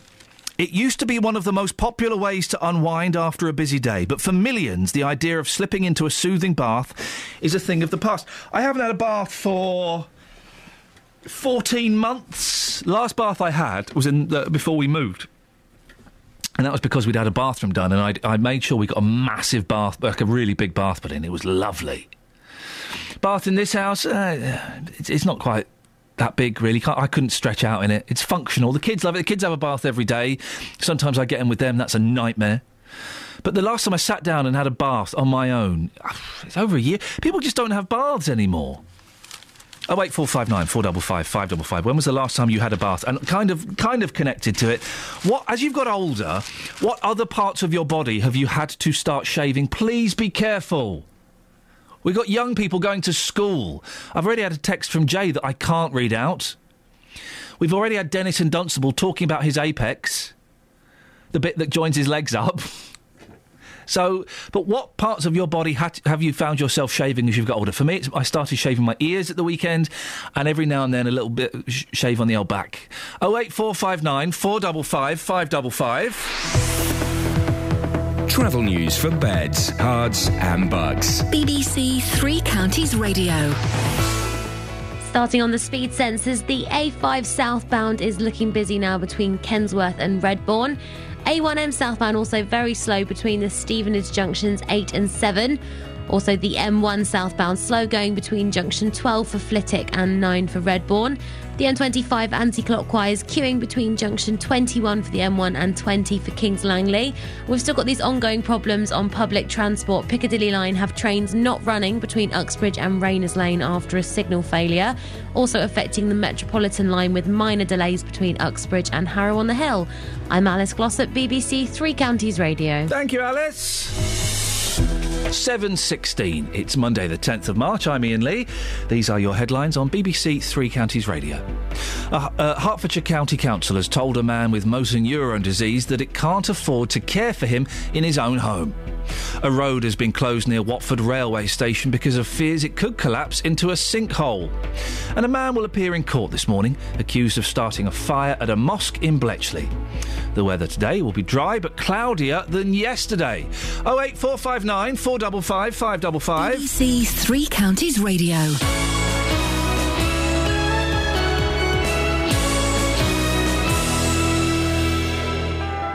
BBC Three Counties Radio's big tour of beds, hearts and bucks. The village itself is quite ancient. The original settlement here was 2,000 years ago. Inviting everyone to where you live. The village is very special. The community is just so cohesive. It does so much together. And all this week, we're featuring Wheat Hampstead. It looks like an extremely historic village. There's lots of fascinating looking buildings. If you've got a story everyone should hear about, let us tell them about it. Be glad when the Swan is back in use again. It burnt badly last year. Send us an email to 3cr@bbc.co.uk. Just come here and feel the love. The big tour of beds, hearts and bucks. BBC Three Counties Radio. Feel the love, Catherine. Come on, feel my love. Feel my love. I don't do that anymore. Hey. Now, here's an exciting thing. As you may or may not be aware, for the last 25 years, I have been vegetarian. And I've just decided, apropos very little, that for 2 weeks I'm going to eat meat. So 8 days ago I had my first ever steak. Since then I've had homemade burgers. Oh, on Saturday night I had lamb with mint sauce for the first time in 25 years. Lamb truly is the king of all meats. Then at the end, next weekend, I'm in the States and I'm going to have a big fat burger over there, and then I'm going to consider whether I'm a vegetarian or a meat eater. But it seemed a little bit unfair on the cosmos, nay, the universe, for me to start eating meat and not to redress the balance. So, Ian's on the line. Morning, Ian. Morning. Now, you were a full-on carnivore. You loved meat. In fact, when you heard me talking about this, you were eating a sausage sandwich. I was, yeah. And you have agreed, for the time I'm a meat eater, to become a vegetarian. Yep. And fair play, I've got to say this, mate. We have all been so impressed by what you're doing, because Ian has been tweeting his pictures of every single meal. He's done well, hasn't he, Catherine? He has. He had a sad banana breakfast the other day. We all shared the pain. What was it, a potato thing you had the other night? Last night. What did you have last night? Last night I had a jacket potato and super noodles. Oh dear. I'm running out of ideas, you see, so I don't know what else to do. This is it. You are running out of ideas, which is a shame. You had. Let me just try and find you on Twitter, because you had something the other night. Oh, was it the vegetable and potato curry? That was it. That looked great. It was. That was really nice. I made that myself. That was good. If you want to follow Ian on Twitter, @1987_Ian, IAN. He spells it wrongly. We're not judging him for that, because he's doing a really good job. How are you finding yourself? Are you feeling any different, Ian? I played football yesterday and I lasted longer than I normally do, so I think that might have something to do with it. Isn't that interesting? Because I'm getting more energy from chowing down on the meat, and you're getting more energy for getting rid of the meat for a bit. Well, it's because I think it's because I'm eating more vegetables, so I don't normally eat vegetables. Are you not a vegetable fan? No, not really. So what have you had for breakfast this morning? I haven't had breakfast yet. I haven't had a chance. I've been working. Oh, what is it you do? Traffic management. Oh, okay. So it's a tough, demanding job. Yeah. Any ideas what you're going to have for your lunch or your supper tonight?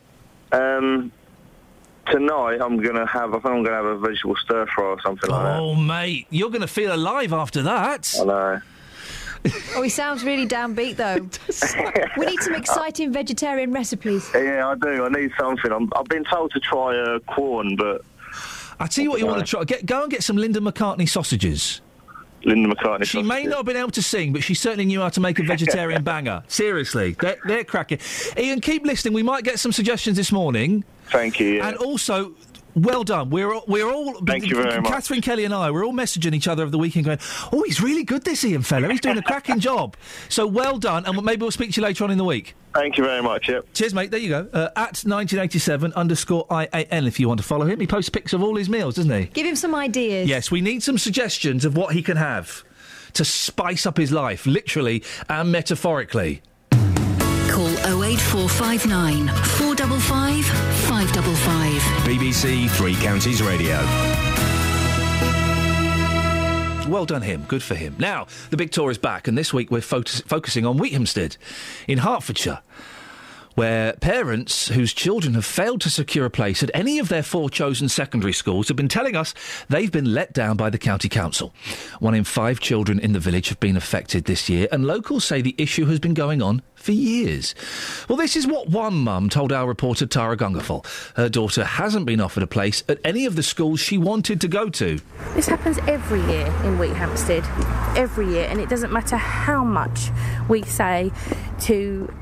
the powers that be. This happens every year, and every year there are children that have to go to school the next day with the disappointment of not knowing which school they're going to. And what does your daughter think of the decision? She's in pieces. She's absolutely gutted. She has a family member that lived in Kimpton, and 2 years ago he was allocated a school in Luton, and he didn't receive a school place until the November of that academic year, and she is absolutely terrified that is going to happen to her. And it had a huge impact on that child because he missed out on all the things that you get when you start at school, you know, all the bonding with all the new classmates, and she's terrified that that's going to happen to her. What's the point? They might as well just play pin the tail on the donkey and close their eyes, blindfold, wherever the pin lands, send the kids to school. What's the point of giving them a choice when they don't get any of the schools that they choose? If you could have a meeting with the head of education at Hertfordshire County Council right now, what would you say to them? Oh, I couldn't say that on radio. that would upset a lot of people, especially people with delicate ears. Well, that was our reporter Tara Gungerful speaking to an angry mum. Well, there are plans for a new secondary school to serve Harpenden and the surrounding villages, including one option near Wheathampstead on the Lower Luton Road. But that's causing controversy as well, as there are concerns about where it could be built. We can speak now to David Johnston, who chairs Wheathampstead Parish Council. Morning, David. Good morning, Ian. Is the Lower Luton Road option the best place for a new secondary school? Is it a good site? It's a reasonable site, but the Parish Council believes there are better sites, largely because located on the Lower Luton Road, it's going to exacerbate traffic problems, and it is also going to encourage urban development along that road. It's also clustering the schools, interestingly enough, on the east side of Harpenden. And the east side is fine, except to get to that school, people are going to have to cross the river, and there are limited river crossings. So, all in all, it's not the best site. A consultation process was carried out last year, wasn't it, about the 11 proposed sites for a new secondary school. Were there any realistic alternatives to the Lower Luton Road, do you think? I'm sure there were. In fact, Herts County Council have not yet released the results of that consultation. It was due to be out in January, but it's already a couple of months late, as you can see. Excuse me. We've looked at other sites, and we think there are at least two other sites which are probably just as good, if not better. It does sound, from what we've heard speaking to parents, that another school is needed, isn't it? Definitely. The frustrating thing is, of course, we had a perfectly good school in Wheathampstead, which was closed in the late 80s through falling roll numbers across the county, which was fine. The school was kept in educational use right up until a few years ago, and then the council sold it off for housing. Mm. So it's very frustrating, really, for the residents, and this all adds to the implication that Herts County Council aren't doing their best to sort the problem. Now, it's not only Wheathampstead, I hasten to add. If you look out to Kimpton and the Waldens, they have exactly the same problem. They're down to 1 in 5 students not getting a place. And a lot of it is to do with Harpenden having such good schools, which is fantastic, but it doesn't help Wheathampstead, and it doesn't help the surrounding villages either. What would you say to those parents who aren't getting their kids into the schools that are near them, the schools that they want? Well, first of all, it's not been mentioned, but really the great stress, the kids, the kids are undergoing stress, but the parents are the ones who take it really, because the parents realise just how important it is to get a good school for their children. And, I do feel sorry for parents who, right up until the last moment, this process starts now, and it will go on, right? There will be parents who will not know where their children are going to school at the beginning of September. And last year we had 2 students who just had no allocations at all. It's really not good enough. David, I appreciate your time this morning. Thank you. I hope it gets sorted out at some point. David Johnston chairs Wheathampstead Parish Council. Call 08459 455 555. BBC Three Counties Radio. Let's have a look at the papers. Great news. The Express has got a great exclusive story. 5 simple steps to beat cancer. This is fantastic. As the son of someone whose mum's got cancer, his dad died of cancer last year, fantastic. Well done, The Express. Let me put your mind at ease, dear listener. The Daily Express, 5 simple steps to beat cancer. These steps will beat cancer. Revealed golden rules that will cut risk by up to 50%. Oh, hang on a second, that's not beating cancer. Already, by the second head, the story's changed slightly. It's not beating cancer, it's going to cut the risk by up to 50%. OK, that's still good, though. Sticking to 5 golden rules could be the key to beating cancer for good. New research. Oh, we're back to beating it again now. See, beating it to me implies curing it. That's what beating implies to me. Easy changes in lifestyle could slash UK cancer cases by tens of thousands. I am in. Let's have it. Let's be having you. The steps are you ready? Are you ready? Do you have a pen and paper? The steps to take are, here we go. Number 1, quitting smoking. Number 2, losing weight. Number 3, exercising regularly. Number 4, drinking less alcohol. Number 5, eating more fruit and vegetables. You've just wasted my time, Daily Express. That's not a front page story. Lead a healthy lifestyle and there's less chance of you getting poorly. And also, you did this story about 6 months ago and the Daily Mail did this story about 3 months ago. You're always doing this story. The 5 golden rules to beating cancer. Let's just go through those golden rules again, shall we? The 5 simple steps to beat cancer. Quit smoking, lose weight, exercise regularly, drinking less alcohol, eating more fruit and vegetables. They might as well put don't go and play with uranium as well. It's just ridiculous, isn't it? It's got me angry. It also suggests that if you do get cancer, it's because you've not taken care of yourself. Sometimes it just happens. The front page of the Express is a waste of everybody's life. Let me tell you why. There are the whole front page. 5 simple steps to beat cancer. Well, that's complete and utter nonsense. It's a story you've run at least twice in the last 12 months, and it's guff. And the other bit on the front page is a picture of some people on a beach, 70 degrees Fahrenheit, and more sunny days on the way. Flipping heck. What's the Weather point? and cures. Express is in the bin. Oh, dear. The Express is in the bin today. It's got me angry. Let's look at the Daily Mail. Oh, no, that's quite a good one, actually. We'll stick with that. Travel news for beds, cards and bugs. BBC Three Counties Radio. In Buckingham, there are some roadworks with temporary traffic lights causing delays. They're on the A421, queues in both directions between the A413 and the Gorcut roundabout. Also on the speed sensors in High Wycombe, all approaches to the Handy Cross roundabout looking very slow, and the M1 really struggling between junction 10 for Luton and the Kidneywood roundabout. There's congestion there on the London Road to the Caddington turn. On public transport, the Piccadilly line still have trains not running between Uxbridge and Rayners Lane after a signal failure, and the Metropolitan line has minor delays between Uxbridge and Harrow on the Hill. I'm Alice Glossop, BBC Three Counties Radio. Across beds, hearts and bugs. This is BBC Three Counties Radio.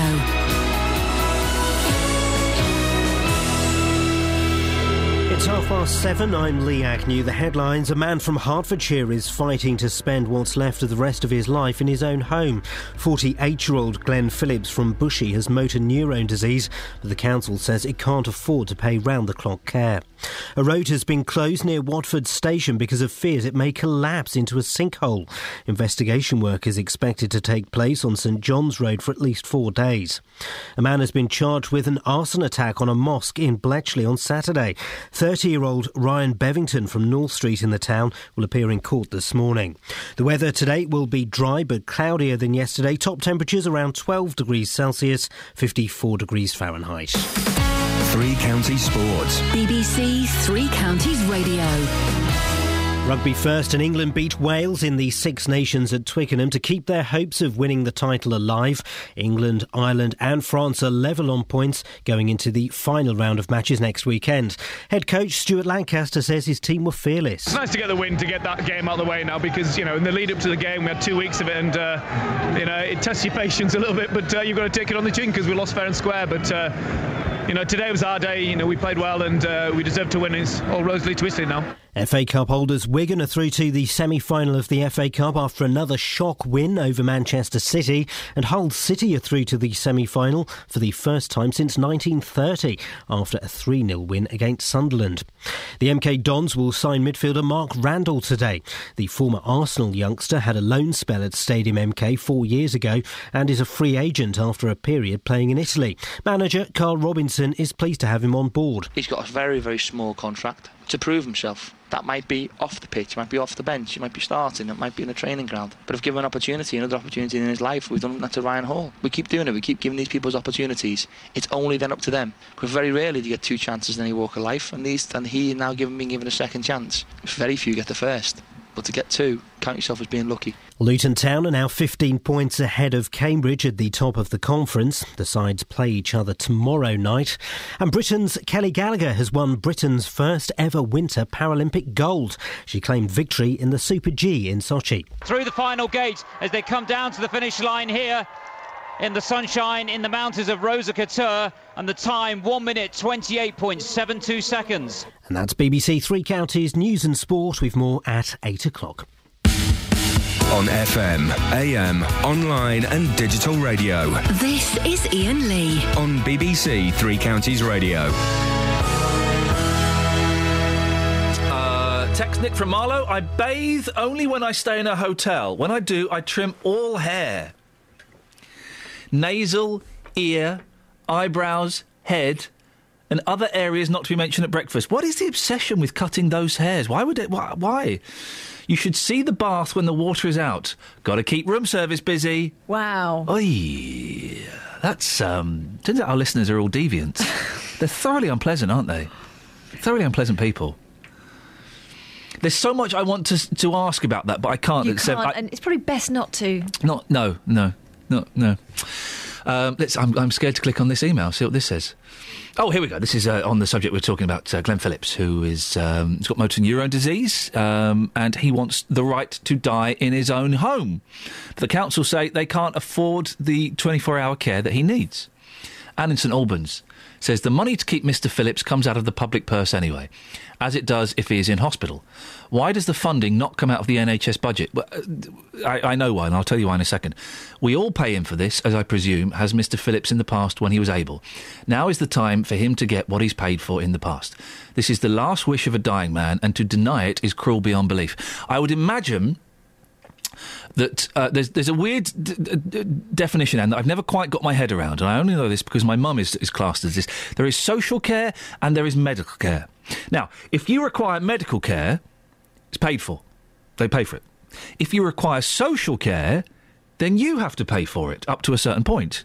So what's social care? Is that to stop you falling out of bed? So social care, and I'm not quite sure on this, and I think they've been a bit woolly in the past. Social care is to stop you getting off bed, it's to dress you, it's to feed you, it's to take you to the toilet. Right. Medical care would be drips. It would be drips, it would be nurses tending wounds, it would be, if anyone can help me define this, because I've always struggled, 08459 455 555, it would be if you required injections, it would be things like that. So although my mum takes a lot of pills, it's not classed as medical care. Now, we've recently appealed that, and we're kind of going through the appeal process because it looks like they may have misdefined certain conditions. But what Mr Phillips has got would be defined, I would imagine, as social care, not medical care.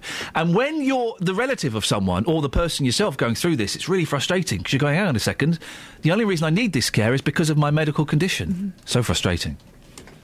But the question again, I suppose, is should someone like Mr Phillips have, if it's more, and I don't know which is more expensive, I would imagine it would be more expensive to have 24-hour home care. If it is more expensive to have home care in your home 24 hours a day, should the council be paying for that? Should the NHS be paying for that? We've got the background on that. Go on. Apparently it will cost £1,750 a week to pay for the 24-hour home care, as opposed to £1,000 a week for a nursing home. So it's £750 a week they're saving. Now, in the great scheme of things, you would think it's £750 a week. I mean, we don't know what the prognosis is for Glenn, how long he's potentially got. But it doesn't sound like that much money. But you then have to spread that out across everybody who has to make that decision, and it starts to add up. I'm not saying it's right or wrong at all. I don't know what the right or wrong answer is, to be honest. I don't really know, but it'd be interesting to get your thoughts on this. 08459 455 555. It would save the council £750 a week for Glenn to move into a care home. I don't know. What do you think? 08459 455 555. Should you have a look at the rest of the newspapers? If any of them are as bad as the Express, they're going in the bin. Oh! Oh, The Guardian! What a strange photo. It's a leg emerging from a sea of daffodils. Show me. Oh, yes. Isn't that strange? Artsy-fartsy, lefty nonsense. The balmy weather in London, balmy as in balmy, not barmy. The balmy weather in London yesterday brought people flocking to St James's Park to relax. Here's an arty photo of a lady's leg. She's ruining that flower bed, isn't she? You shouldn't be lying on that. Let's hope there's a pathway there. 0 hours figures worse than feared. Huge rise shows insecurity becoming the norm in job market, says Labour. That's missing Malaysian Airlines plane. That's a strange story, isn't it? Sorry, that coffee's just hit me where the sun don't shine. Sorry? Huh? That coffee, I need to have... Killer coffee. I need to have some Nurofen in a minute. That's really... I'm having what I believe they used to call in my college days a whitey. The Daily Telegraph. Ricky the Poodle is the king of crufts. Who gives a monkeys about crufts? Show me Ricky the Poodle, though. Ricky's a big, black, fluffy poodle. Oh, Ricky. Like Rolly. Yeah, a little bit like Rolly. What was My Little Willie? Pug. It was funny because Willie's also slang for penis, isn't it? Is it? Yeah, so that's what the joke was on EastEnders. Filthy beggars. Yeah. The Daily Telegraph. Is Harry's romance hotting up? Who cares? Wait, Prince Harry? Yeah. I care. OK, well, his romance may be hotting up because he went to rugby with a girl. Good for him. Yeah. She's quite attractive, isn't she? This is good. Blood test to show if they're healthy will suffer Alzheimer's. They've got a blood test to see if there's a chance you're going to get Alzheimer's or not. And then what do you do? Well, then you can start the treatment earlier, you see. There are treatments available, and one of the reasons people say they don't work is because you start them too late when it's, it's quite well developed. There's a blood test that will tell you whether there's a 90% level of accuracy. It will let you know whether you will get Alzheimer's within 3 years. When do you take that blood test, though? Well, that's the thing. I guess if you are at high risk, i.e. if, your parents or your grandparents had it, then you could go and have that. Oh. I guess that's what you could do. You're right, Soph. What's her beef? What does she want? Oh, we've been trying to get hold of her. OK. To have a private conversation. OK, fine. So we'll see you later, mate? No worries, see you later. To have a production conversation. Close our That's fine. mics. That's fine, yeah. So you close our microphones? Yeah, sure. Yep. Are they closed? Because the red light's still on, you see. Maybe there's a problem. I can't hear you. Well, we can hear you. Because I'm on the radio. Can you not read my lips? Ah?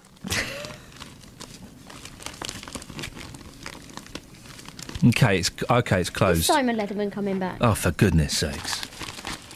There really is not a lot in the papers. Tea and the shipping forecast make Britain great, says Clegg. Here we go. Queuing, the shipping forecast and responding to all woes with a cup of tea are what make Britain great. What? Can you close it? Oh. Said the Deputy Prime Minister. In his paean to modern Britain, Mr. Clegg also celebrated our tendency to don shorts and flip-flops at the first hint of sunshine. Here we go. I've got something. I've got something. Oh. No, I've got something for the show. Let's give him a bit of attention, then he'll go away. No, I've got... great, mate. What is it? Tell us. Go on, tell us. What is it? Oh. Nick Clegg says that queuing, the shipping forecast, responding to all woes with a cup of tea, donning shorts and flip-flops at the first hint of sunshine are what makes Britain great. So you want to say, what do you think makes Britain great? 08459 455 555. And we can get the lady to do something. To go out and see what the... You got it? Yeah. Yeah? OK. Is that all right? Yes, mate. Well done. What is going on? Because if you... There's something going on across the road and we're trying to ascertain whether it's something we need to put out or not. Oh, right. Well, why didn't you... something serious. Oh, right. And you're being flippant. Right. Well, why didn't you tell me that something important was going on instead of being a complete and utter... Because you just had a conversation about... Is your button on your shirt done up wrong? You look all uneven. 08459 455 555 is the telephone number if you want to give us a call. What do you think makes Britain great? We are the only people in the world that queue. You go abroad, those foreigners haven't got a clue how to queue. It's disgusting. Why do we do it? And if you jump ahead in a queue, either accidentally or deliberately, if I do it, I feel absolutely awful. Absolutely awful. What makes Britain Great. 08459 455 555. The Independent: crash exposes alarming flaw in airline security. Over 1 billion passenger flights were made last year without stolen passport check. Oh dear. Blood test gives early warning of Alzheimer's. That's incredible if that comes off. Wouldn't that be incredible? Daily Mail: school head forced out by fanatics. They saw me as the enemy, says Muslim moderate. A Muslim headmistress told Last Night how she was driven out of her job by extremists bent on taking over state schools. Her school is one of 12 apparently targeted by Islamic fundamentalists in a plot dating back 2 decades. And there's a picture of Prince Andrew and some hot girl that he's supposedly courting. The Sun: Topsy and Crim. Oh dear. Kids book shocker. Author's son is PIE pedo. The son of Topsy and Tim children's author Gene Adamson is today exposed as a pervert member of the paedophile information exchange. Leo Adamson, 52, below, has twice been jailed and sat on its committee when PIE campaigned to legalise sex with kids aged 4. And then there's a picture of a lady with a big bottom. I don't know who she is. I'm guessing she's a Kardashian. Page 20 to 21. This is by Desmond Morris, right? He's a famed zoologist. He knows about nature and animals and stuff. And this is the headline: Our love of bums is no fad. They have a primeval appeal based in ancient mating rituals. By Desmond Morris, author of The Naked Ape. And they've got pictures of 1, 2, 3, 4, 5, 6, 7, 8, 9 bums. They've even got a Guess the Bum competition. Guess whose bum you're looking at. This is in the newspaper. I don't understand how they get off on this nonsense. It does seem a little bit ridiculous. I mean, yeah, well, listen, I like bums. I like big butts. I cannot lie, to quote Cat Stevens. But a cynical person would think it's just any old excuse to put some racy pictures up. Let me read further. Maybe there is science in this. This is Desmond Morris. For those of us who enjoy studying the female fawn, purely for scientific reasons, of course, already it's taken a tone that I don't like. And men have them as well, don't they? A new trend is gathering momentum. You may have noticed it. Bums are back. What? Are they? Did they ever go away? Well, when did bums come back? Tell me when you think bums came back. I thought bums and back were different. I thought the bum was at the bottom and the back's the... Catherine, answer the question that I've asked. I didn't... Like I say, I didn't notice they went away. No. Nicki Minaj. No, they can date it. Desmond Morris has dated when bums came back. Ever since Pippa Middleton's elegantly curved behind caught our attention at that wedding in 2011, more and more celebrities have been emphasising this part of their anatomy. What? That's nonsense. Pippa was quoted as saying that recognition has its upside, its downside, and you might say its backside, apologising for the fact that her bridesmaid's dress fitted a little too well. She seems to have been alone in thinking it was too snug. Everyone else felt that, measured in precise degrees of smugness, it was just about... Has Desmond Morris really written this? It's like some dirty old man writing a letter to readers' wives or something. Since then, like all new trends, it's been taken further by other celebrities, including Kim Kardashian. Now, he didn't write this, the bootylicious Beyoncé. No. He didn't write that. This is utter guff. All right, let me just read these next 2 paragraphs and then I'll stop. There's no question this particular piece of female anatomy has been taking recent stage lately, helped by the recent introduction of long back zips on dresses that run from the bottom of the hem up to the neck and emphasise the curve of the buttocks. Here we go. No, here we go. This is all sounding really kind of, I know what you're doing, girls, you're making me perv on you. Yeah, but this is it. If you will forgive the expression... Now, Desmond Morris never wrote this. If you will forgive the expression, it is raining butts. What does that even mean? Travel news for beds, cards and bugs. BBC Three Counties Radio. On the A40 heading towards London, there are 2 lanes closed after an accident at the Northern Roundabout. Severe delays there with solid queues already from Uxbridge, which are just adding to the normal morning delays there. Also in Luton, Dunstable Road heading eastbound has a lane closed after an accident at Wellington Street, looking very slow on the sensors there as well. And in Buckingham, there are roadworks causing delays on the A421, queues in both directions between the A413 and the Gorcut roundabout. On the M25 anti-clockwise, there are queues between junction 21 for the M1 and 16 for the M40. And on public transport, the Piccadilly line has trains not running between Uxbridge and Rayners Lane after a signal failure. I'm Alice Glossop, BBC Three Counties Radio. Thank you very much, Alice. 7:46, Monday the 10th of March. I'm Iain Lee. These are your headlines on BBC Three Counties Radio. Hertfordshire County Council has told a man with motor neuron disease it can't afford to care for him in his own home. A road has been closed near Watford railway station because of fears it could collapse into a sinkhole. And a man will appear in court this morning accused of starting a fire at a mosque in Bletchley. 7:47, let's get the weather with Kate Kinsella.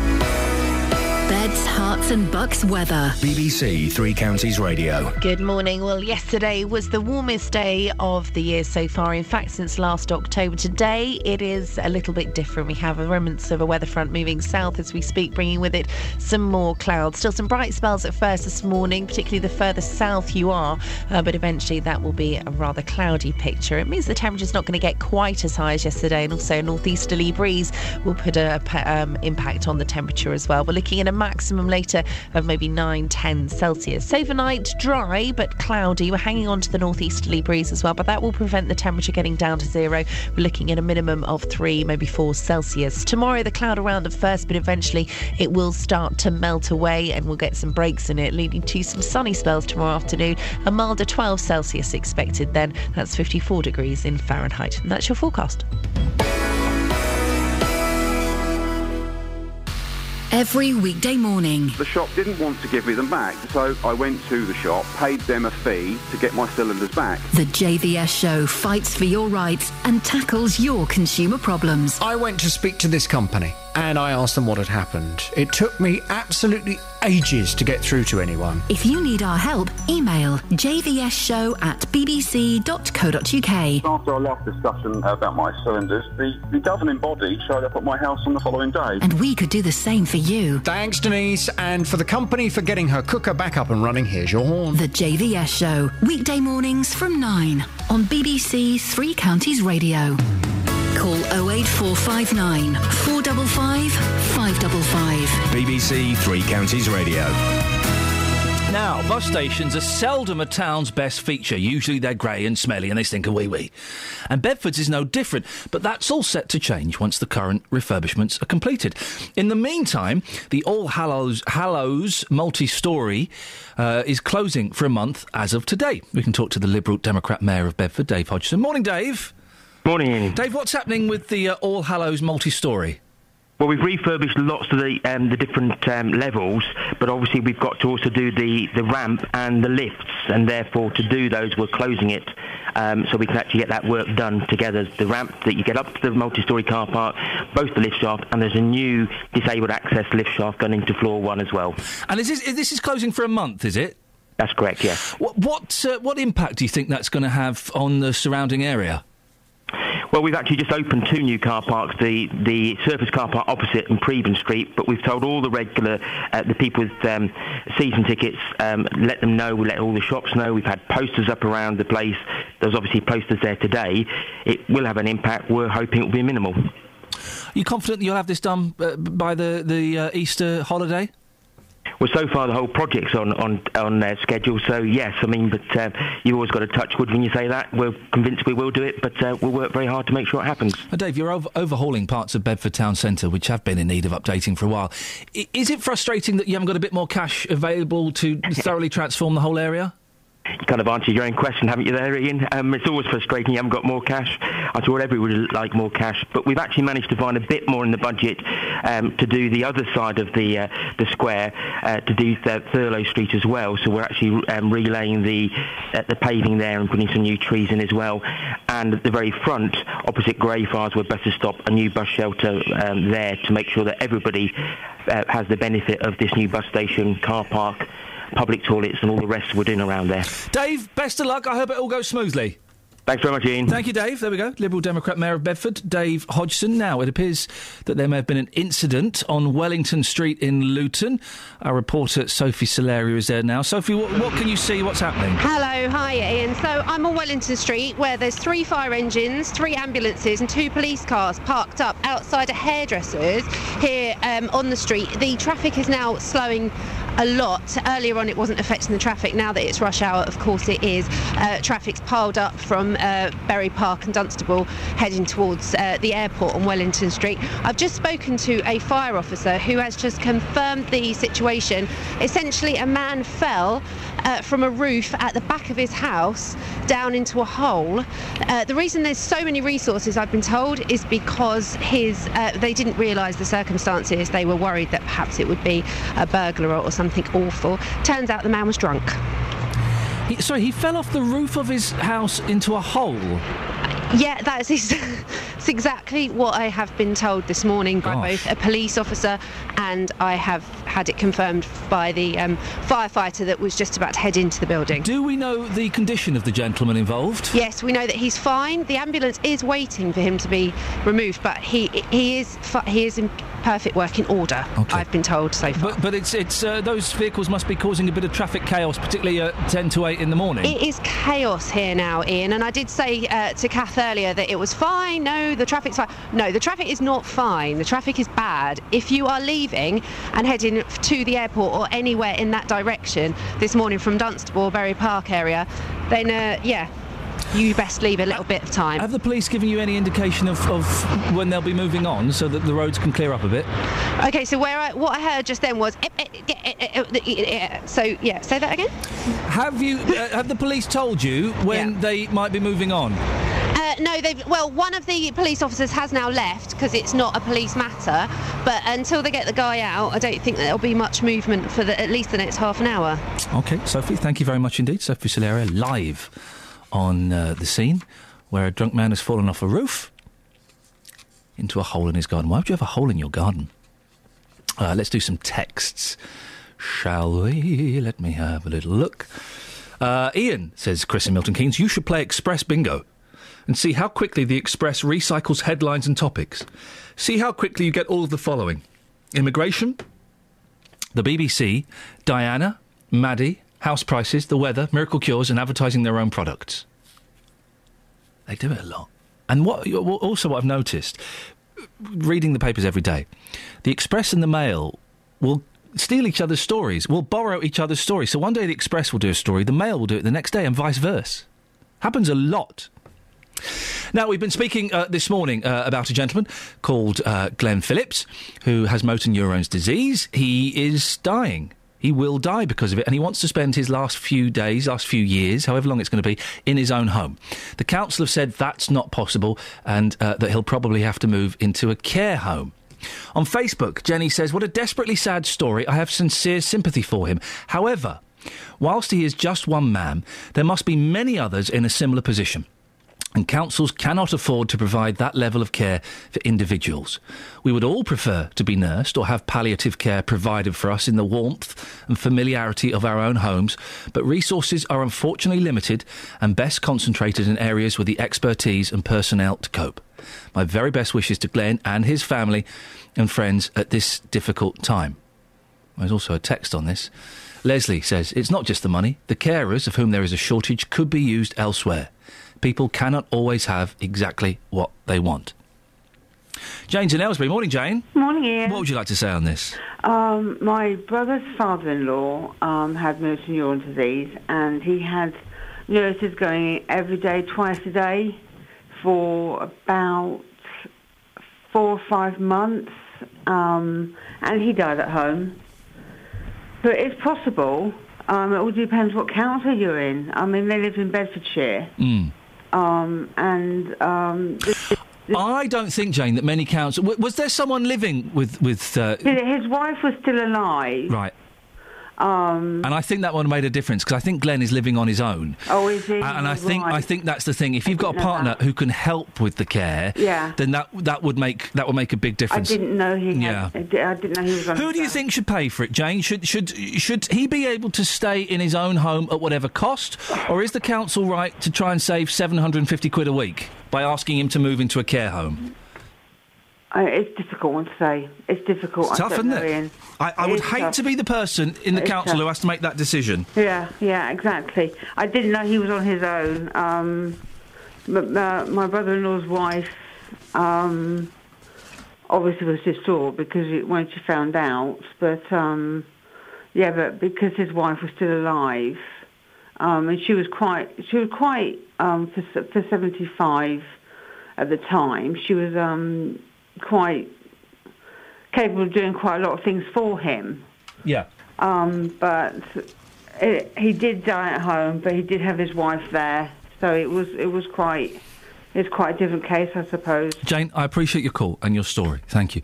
And it is a tough one, isn't it? And man alive, I would hate to be the person in the council who has to make decisions like that. Be awful. What do you think? Should someone in Glenn's position be allowed to die at home, even if it costs more money that the council is paying for? Bearing in mind, there are a shortage of carers, as Leslie in Watford texted him. Councils are having to make cutbacks everywhere, and it would be cheaper, £750 a week cheaper, for this gentleman to move into a care home. So it's horrible, isn't it? And part of me is coming down on the side of the side of the council on this one. Now, this is only because I've had to move my mum into a care home through a similar situation. We kind of decided it was for the best thing for her, and the council said, look, we can't provide the care that she needs, and we will have to stop it at some point. So we moved mum into a care home. Horrible decision. Hated it. Hated the council for ages after that. Still do a bit because, there are other things going on, but it was the best decision for her, because I know she's safe, I know she's looked after, I know she's fed, I know she's clean. All of these things. 08459 455 555. Should anyone have the right to stay at home to live out their last years, whatever the cost? Or do we have to be a little bit, realistic, colder, and make decisions based purely on finance? Do give us a call with your thoughts. You can also go to facebook.com/BBC3CR, or you can send me a text.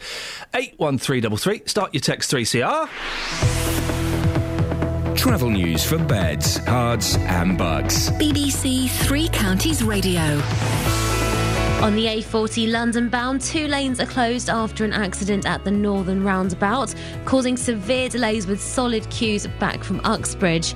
In Luton, the Dunstable Road eastbound has 1 lane closed after an accident at Wellington Street, looking very slow in the area there as well. In Buckingham, there are roadworks causing delays on the A421, queues in both directions between the A413 and the Gorcut roundabout. The M25 anti-clockwise, queues between junction 21 for the M1 and 16 for the M40. And on public transport, the Piccadilly line have trains not running between Uxbridge and Rayners Lane after a signal failure. It's also causing minor delays on the Metropolitan line between Uxbridge and Harrow-on-the-Hill. I'm Alice Glossop, BBC Three Counties Radio. Thank you very much, Alice. I'm laughing because I do get some very, very naughty tweets that I'm not allowed to read out. But yes, Scott, I totally agree with what you've just said. Thank you. I'll tell you in a second, Catherine. Local and vocal across beds, hearts and bucks. This is BBC Three Counties Radio.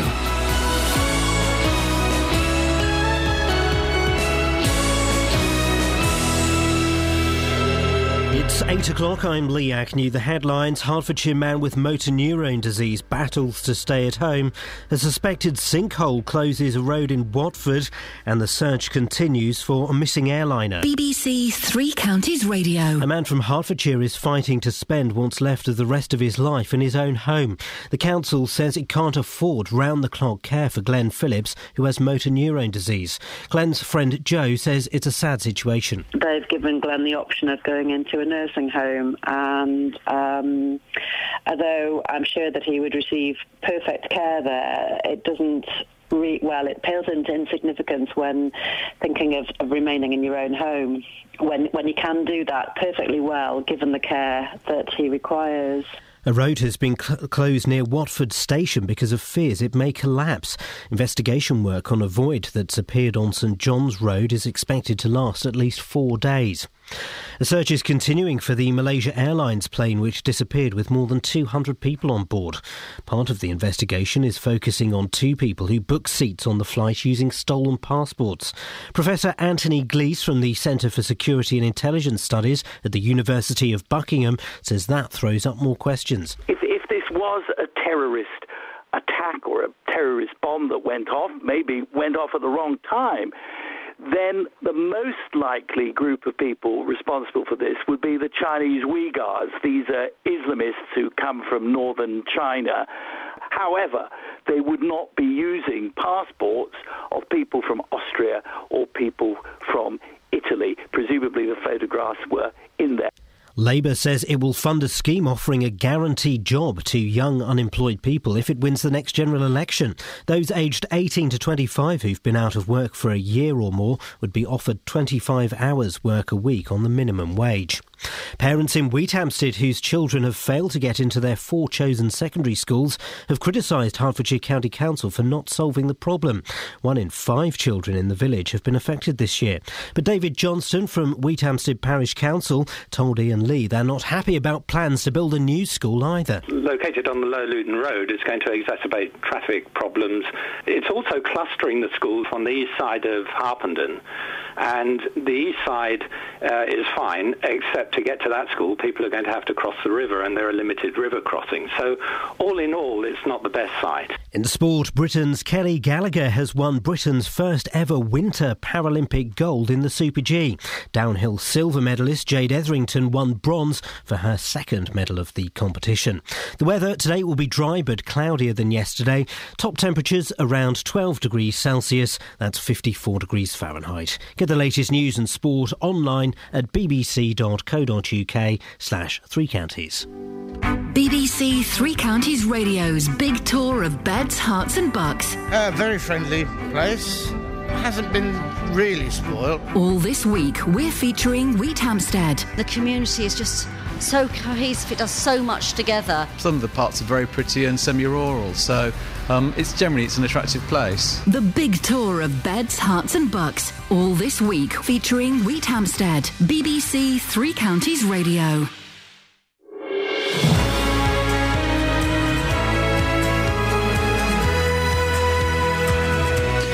This is Iain Lee, BBC Three Counties Radio. Lots to talk about. I may read more from Desmond Morris's Paean to Bottoms a little bit later on. I mean, Desmond Morris has written the most incredible article in The Sun about bottoms. I'm not convinced he's written all of it. It doesn't strike me as Mr. Morris's language. If you will forgive the expression, it's raining butts. The bootylicious Beyoncé. Desmond Morris doesn't know who Beyoncé is, does he? We'll talk about that a bit later on. What parts of your body have you shaved? Careful. It's only because I shaved my ears at the weekend. I know. And slightly more serious subjects, including the story of Glenn Phillips. Got motor neurone disease. He wants the right to die in his own home, but the council have said no. He has to move into a care home. Well, who's right here?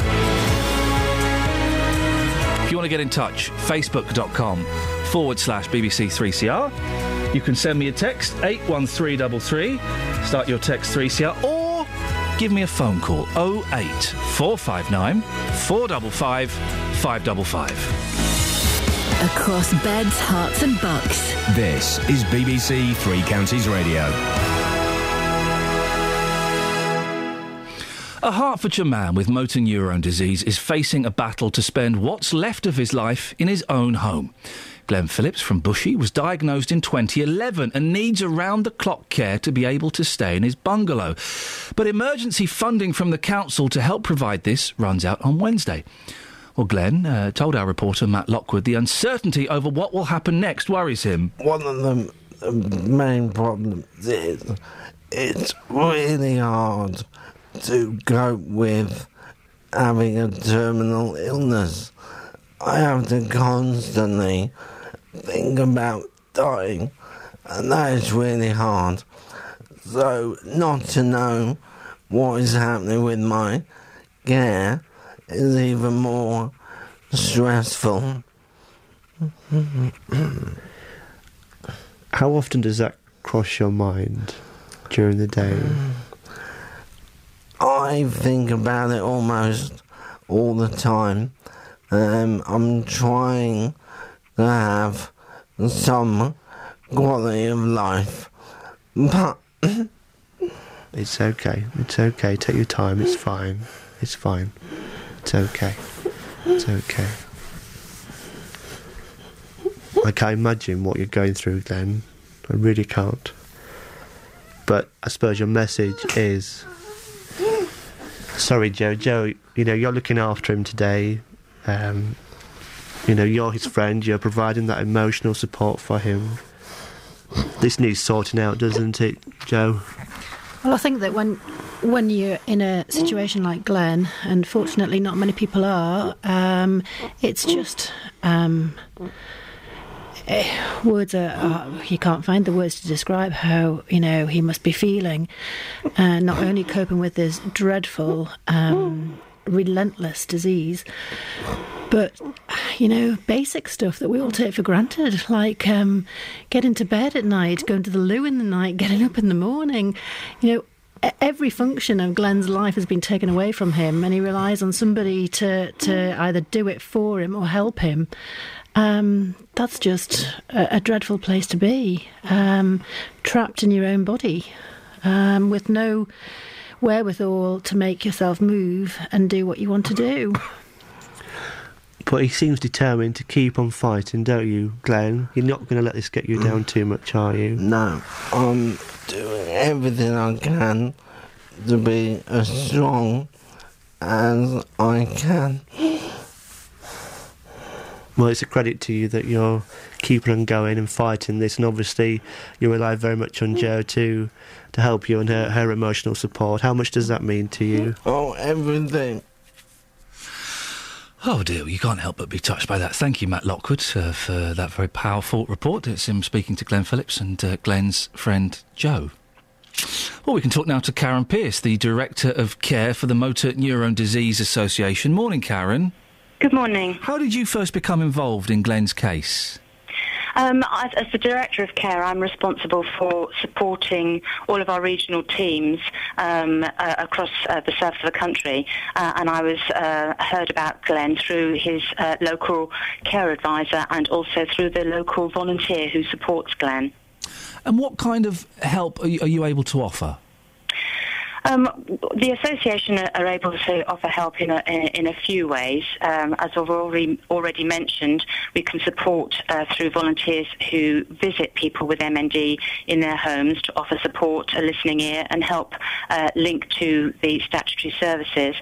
But also we have an equipment loan service for certain types of equipment, and we are able to offer a limited amount of financial support through grants to people with MND. Let's just go back a second. Can you explain, for those who don't know, what motor neurone disease is and who gets it and how it can affect people? Okay. Motor neurone disease is a rare disease. It affects about 2 in every 100,000 people, but you'll only know of about 7 in 100,000 with the disease. So it's very rare. It affects the nerves that help us move or make us move. So ultimately those nerves die, and it robs us of the ability to eat, breathe, walk, talk, and there is no really effective treatment, and there is no known cure. And for people with MND, about 50% of them will die within 14 months of their diagnosis. Gosh, really? That quickly? That quickly. And what is it that kills them? Is it that their breath stopping, their heart stopping? How do they normally die? It can be varied. The majority of people will die from what we call respiratory failure. So they'll gradually stop breathing and they'll pass away that way. And the thing that I'm really keen to kind of highlight is that it's a physical thing. Mentally, that person is still there, aren't they? In the majority of cases, there is no effect to people's cognition, their understanding. There is a small percentage, between 5 and 10%, or 5 and 50%, that have varying amounts of cognition changes, but it's a smaller number of people. Now, Glenn had a fall recently, and I think he whacked his head. He would be better off in a nursing home, wouldn't he? Well, actually, I wouldn't agree. Okay. Glenn is fighting really hard to maintain his independence for an illness that is robbing you of absolutely every bit of your independence. Glenn's passion to maintain his quality of life, to manage his care in his own home, I think is commendable, and we should support that, and statutory services should support that. He's already had to move out of his own 3-bedroom house into a single-bedroomed accommodation, and it's just very sad that statutory services haven't thought ahead about what Glenn's needs might be, which will be over a pretty short period of time, and thought about perhaps a 2-bedroomed accommodation so that he could actually have carers living in with him. I suppose the thing, and I feel awful even suggesting this, Karen, but I guess it comes down to money, doesn't it? And we've heard that the council it sounds so cold saying this, let's just say it. The council would save about £750 a week if Glenn were to move into a care home. Obviously, there are pressures on all statutory bodies, and there are also pressures on voluntary bodies who are reliant on income from voluntary giving. So the association have supported Glenn to a certain degree, and that would be a limited amount of support we can give. However, Glenn will have the right to ask for a personal health budget from the 1st of April, and I really hope that statutory services think about that personalisation agenda, the ability to actually manage his care himself, and to consider when he has an assessment for continuing health care, which I believe is happening on Wednesday, that he has got a progressive condition. At the moment he needs social care, but he will need more than that in a pretty swift length of time. So rather than going through numerous numbers of assessments, it would be really helpful if the statutory services can think just a little bit ahead and consider a personal health budget so that Glenn can manage his care for himself and maintain his quality of life for as long as possible. Karen, really nice to talk to you. Thank you very much. You've certainly cleared a few things up in my head. Karen Pierce from the Motor Neurone Disease Association. I would just... I felt very uncomfortable asking those questions, and also 14 months from diagnosis, most people pass away. That's nothing, is it? Yeah. Very sad. Mac's in Milton Keynes. Morning, Mac. Hello. Mac, what would you like to say? Well, I'd say just by saying that I really feel for Glenn. It was really distressing listening to him before. I really feel for him. I've got a condition. I've got an incurable cancer condition of the marrow-bone. I've got angina throughout my whole body. I was not getting help from anybody. My sister actually went on the website and got me in with Bupa. I'm paying £104 a month. I get a care worker that comes in who gets paid direct by disability. I get disability premium, which more than enough covers because I've got an illness that is not going to suffice me in the future. It's going to kill me. So you get paid for that. There is a lot of organisations out there. I would really like to put some feedback to you later on, if you like, give you some names, etc. Well, send us an email if you can. I Mac. definitely will. I mean, Mac, you mentioned that your cancer is terminal. Terminal, yeah. Do you have any idea how long? What's the prognosis? I've been given 24 months. It's cancer of the marrow-bone. It's incurable. And when you're told that, when you're given a date, how do you respond to that? How do you respond How to does that? your brain even take that in? You start looking at your kids and you just break out crying. It's you can't think about it. It's the whole. Put it this way: you're looking outside. Say there's a car going past you, but that does not look like a car. You're gonna be wondering what that car looks like in 2 years' time. It's very distressful. You can't put anything to that question. I'm sorry. Mac, don't apologise. I'm sorry if I've upset you by asking. I really appreciate your call. If you can send me an email later on, ian.lee@bbc.co.uk with some of those names and organisations. Excellent, I definitely will. Thank you, mate. I appreciate your call. Give Glenn all the best luck in the future. Thank you, mate. You go and give your kids a big hug and tell them that you love them. Right. Oh, dear. 08459 455 555. It's 8:16. Let's get the travel now with Alice. Travel news for beds, cards and bugs. BBC Three Counties Radio. The A40 London bound is now closed from the northern roundabout. Severe delays on the approach from the Denham roundabout. Also in Luton, Dunstable Road eastbound has a lane closed after an accident at Wellington Street. It's causing delays in the surrounding area. In Quainton, the Strand is closed after an accident around the Station Road. Expect delays there. And also in Buckingham, there are roadworks with temporary traffic lights causing delays on the A421.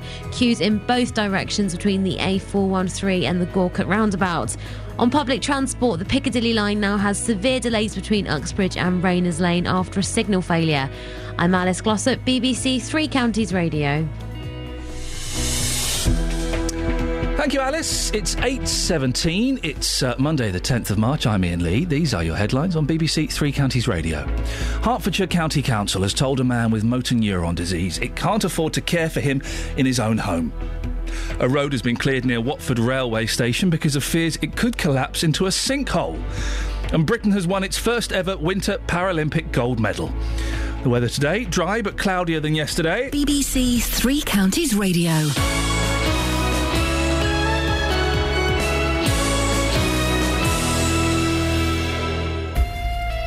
Tomorrow night, the top two in the conference go head-to-head. Still going there, Andre Gray, and scores! Oh, it's so easy for Andre Gray! Luton make the short trip to Cambridge, knowing a win will extend their advantage over their nearest rivals. And I know that if I can just keep things as they are, we give ourselves the best opportunity, and that's what I want to do. We'll also have commentary on Watford, MK Dons and Stevenage. And that one does find the net. All four games live in Three Counties Sport. Did he go to the top corner?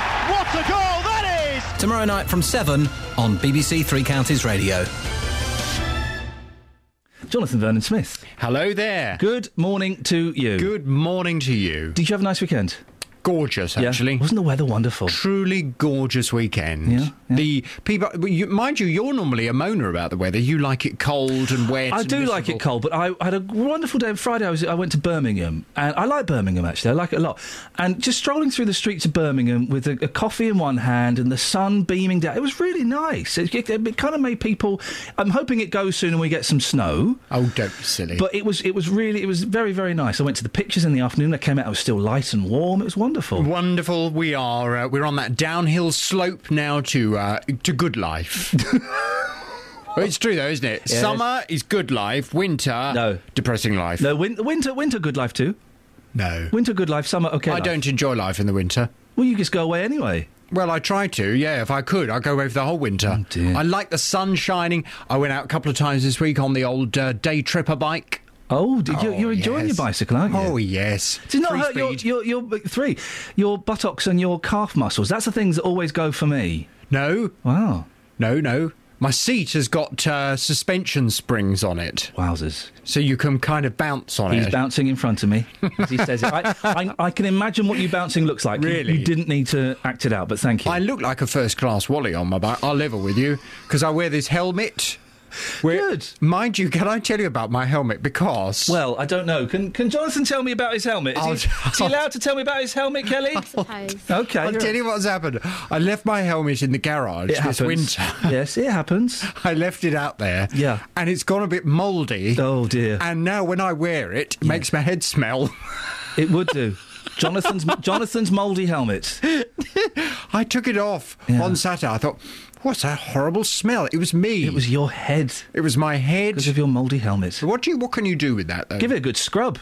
We can't scrub it. What, your helmet? It's got, like, these kind of fabric pads that go in there. It will dry. Give it a good scrub and then leave it out in the sunshine to dry. Really? Yeah, definitely. Okay, well, I'll do that. Definitely. Because it does stinks. Your head smells a bit... Does it? Well, not now it won't. Well, it does a bit. Really? Bit mouldy.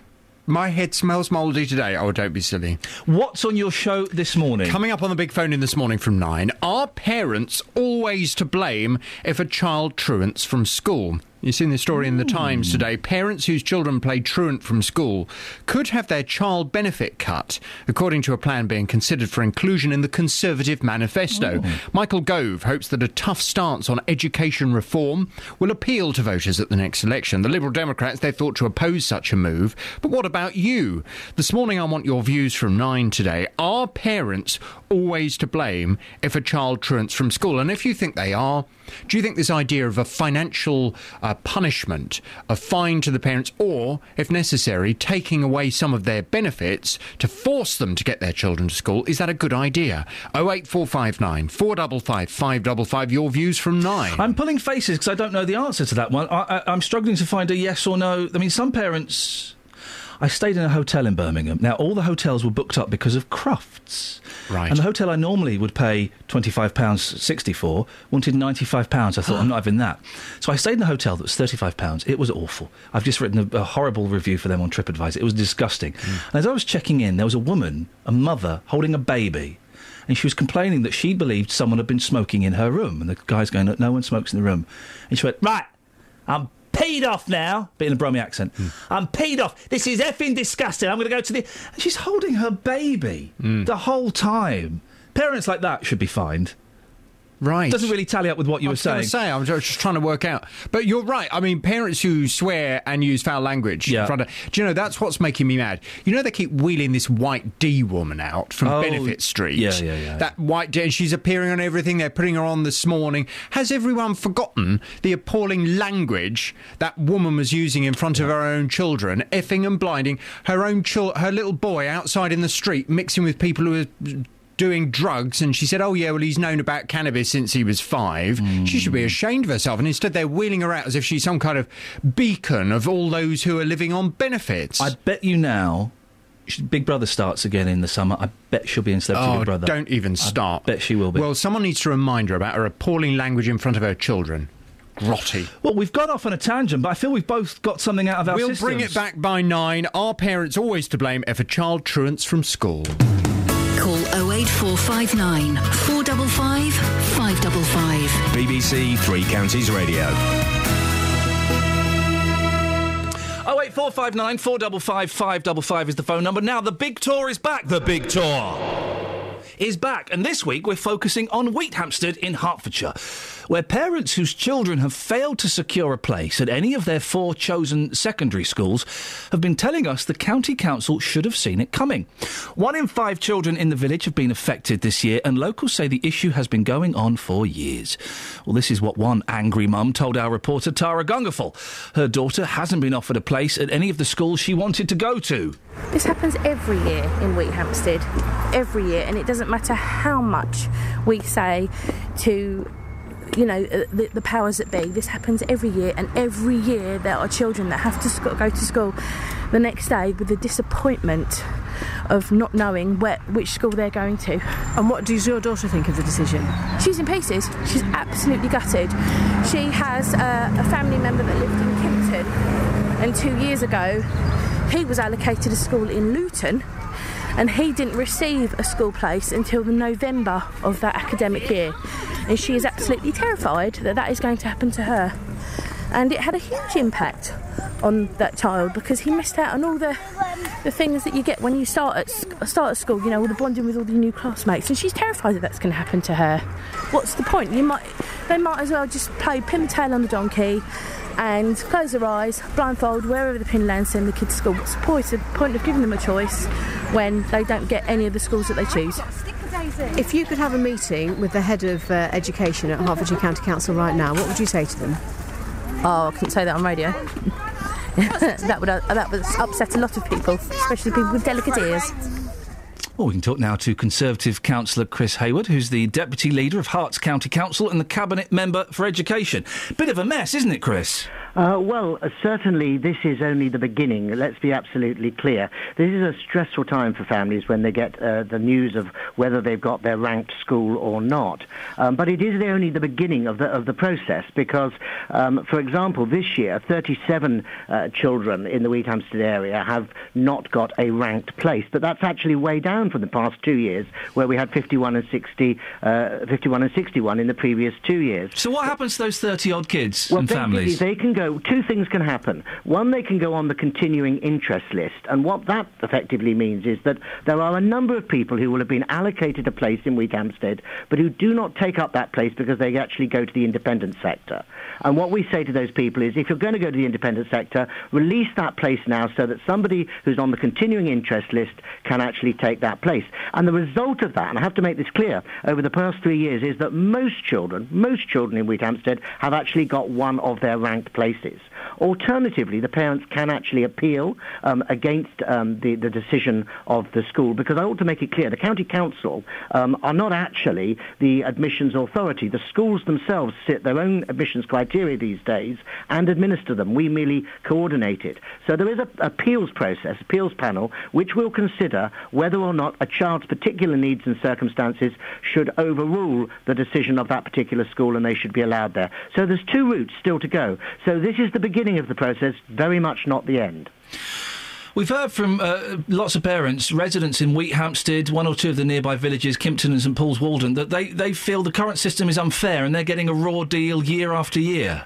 Well, look, it's certainly true that we need an additional secondary school in the area, and the County Council has realised this, are forecasting, and remember, when you forecast pupils, you know, it's an art, not a science, but all our forecasting has told us we do need an additional secondary school, and we are currently analysing a number of sites in the Wheathampstead area for a new school site. This takes time. We have to assess their suitability from traffic purposes, and eventually we will put in a planning permission and then potentially a compulsory purchase order, the land that we want, and a free school could be built there. But the bottom line is that's not going to happen before September 2017. So in that period, up until 2017, there will always be this period once the initial allocations come out until the beginning of the school year when there are worried parents out there. And all I say to them is keep the faith and do continue on the continuing interest list and do go and look at the school you've been allocated, because many parents, when they do go and see the school they've been allocated,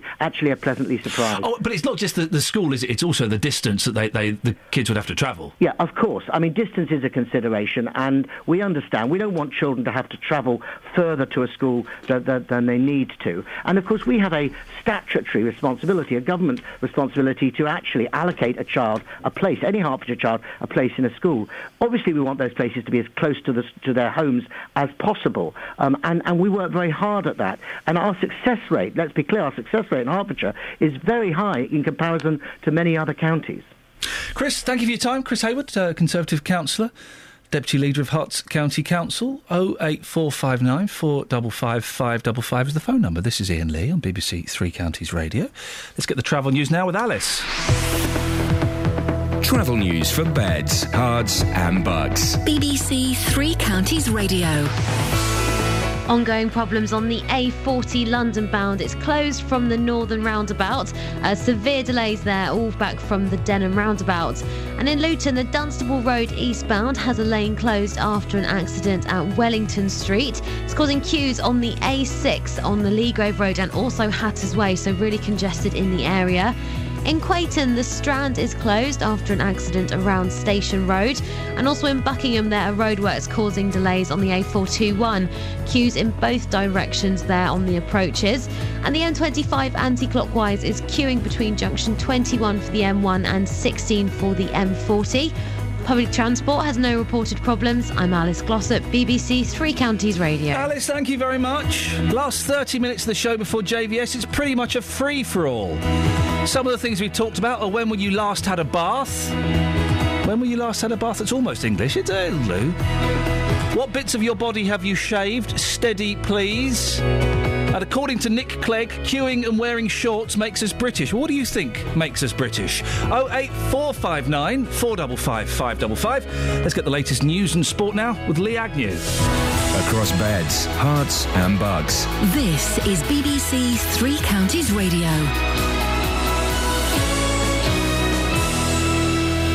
It's 8:30. The headlines. A man with motor neurone disease has been told by Hertfordshire County Council that it's too expensive to provide care in his own home. 48-year-old Glenn Phillips from Bushy may now have to live in a care home. A road has been closed near Watford Station because of fears it may collapse into a sinkhole. Investigation work is expected to take place on St John's Road for at least 4 days. And parents in Wheathampstead whose children have failed to get into their 4 chosen secondary schools have criticised Hertfordshire County Council for not dealing with the problem. 1 in 5 children in the village have been affected this year. The weather today will be dry but cloudier than yesterday. Top temperatures around 12 degrees Celsius. That's 54 degrees Fahrenheit. Three Counties Sports. BBC Three Counties Radio.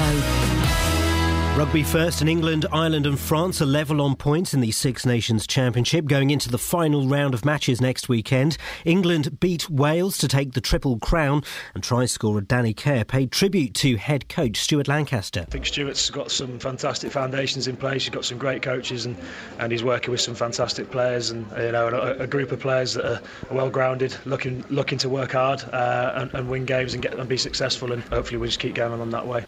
FA Cup holders Wigan are through to the semi-final of the FA Cup after another shock win over Manchester City, and Hull City are through to the semi-final for the first time since 1930 after a 3-0 win against Sunderland. The MK Dons will sign midfielder Mark Randall today. The former Arsenal youngster had a loan spell at Stadium MK 4 years ago and is a free agent after a period playing in Italy. Manager Carl Robinson is pleased to have him on board. He's got a very, very small contract to prove himself. That might be off the pitch, it might be off the bench, it might be starting, it might be in the training ground. But if given an opportunity, another opportunity in his life, we've done that to Ryan Hall. We keep doing it, we keep giving these people opportunities. It's only then up to them. Because very rarely do you get 2 chances in any walk of life, and he now being given a second chance. Very few get the first. But to get 2, count yourself as being lucky. Luton Town are now 15 points ahead of Cambridge at the top of the conference. The sides play each other tomorrow night. And Kelly Gallagher has won Britain's first ever Winter Paralympic gold with victory in the Super G event in Sochi. The 28-year-old and her guide were the first skiers out on the course and then watched as the rest of their field failed to beat her time. There's been a lot of hype and a lot of stuff around us, like pressure and expectation, and maybe we'd let a little bit of that into it, and today we were just like, come on, like just ski, see what happens. I really have to thank Charlotte, definitely, because I was like sitting on my bed yesterday being like, I don't even want to ski anymore, I'm just like done with this. Come on, like you're a fighter, let's go. And it was fun, it was really good. And that's BBC Three Counties News and Sport with more at 9 o'clock. Call 08459 455 555. BBC Three Counties Radio. We've been talking about Glenn Phillips from Bushy. He's got motor neurone disease and he's fighting to live out the rest of his life in his own home. He needs round-the-clock care to be able to stay in his bungalow. He's been getting that, but following a recent fall, the County Council says it can only afford that level of care until Wednesday. They then want him to move into a care home. The County Council would save about £750 a week. Man alive, I'm glad I'm not the person that has to make those decisions. And as cold and as cruel as it may sound, those decisions have to be made. But what do you think? Should someone in Glenn's position be allowed to live out their life in their own home, even if the council are paying for it? Well, Leslie Ralston is the chair of the South Herts Motor Neurone Disease Association. Morning, Leslie. Hello there, Iain. Leslie, what do you think about this situation? Well, first of all, I'd like to say that this is a very, very unusual case of motor neurone disease. Glenn has already been said, has no relatives, and that's very unusual, who live near him, who can help him. So he's totally on his own, and I don't think people really understand, even from the information that has been given on the radio this morning. It's been clinical facts. I know about motor neurone disease from the perspective that I looked after my husband who had it and died after 2 years. It's one of the most awful things that can possibly happen to you. You have no control. You don't know which part of your body is going to be affected. It's unpredictable. Some people, as has been said, die within 14 months of their diagnosis. In Glenn's case, his mobility is very badly affected. He can't use his hands. He can't use his arms. He's falling. He needs full-time care. And the other thing that I would like to say is that Glenn has a fantastic carer who is a qualified carer, and she has some friends who are also qualified carers who have said that they will step in to look after Glenn if necessary, and it would be a lot less than the council agency that they insist on using. The other thing is that the council or social services have known for a whole month about this decision that needs to be made, and they've done nothing about it. The Motor Neurone Disease Association stepped in, and they paid the nighttime care money while this decision was going to be made. That came to an end last night, would you believe, and they haven't had any meetings about it. It's not going to be decided until Wednesday. So this poor man is at home not knowing what's going to happen to him in 2 days' time.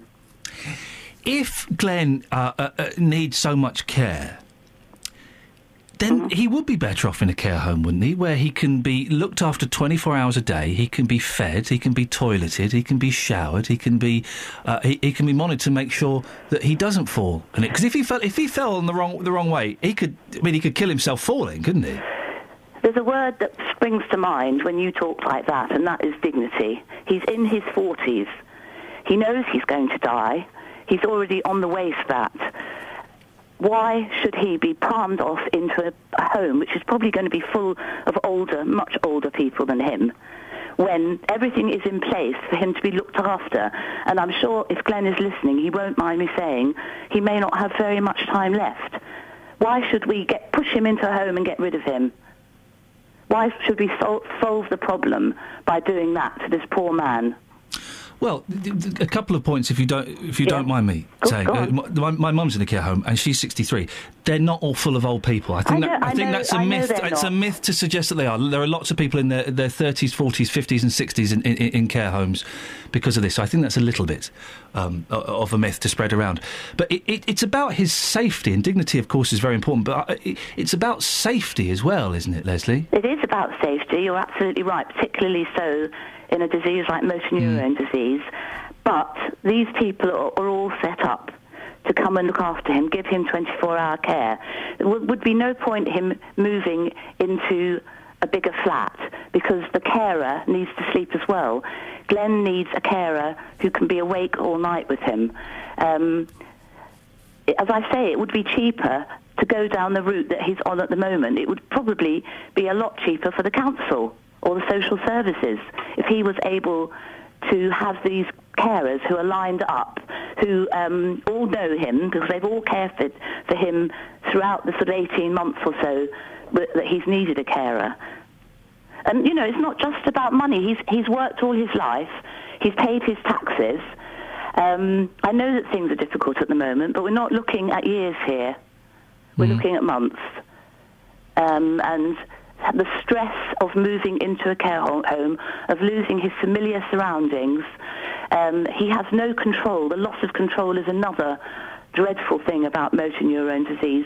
And all these people are running around making decisions about him, and he's not really. He feels out of control. Leslie, I appreciate your call this morning. Thank you. Pleasure. Thank you very much indeed. Leslie Ralston, Chair of the South Herts Motor Neurone Disease Association. I'm not being argumentative for argumentative's sake.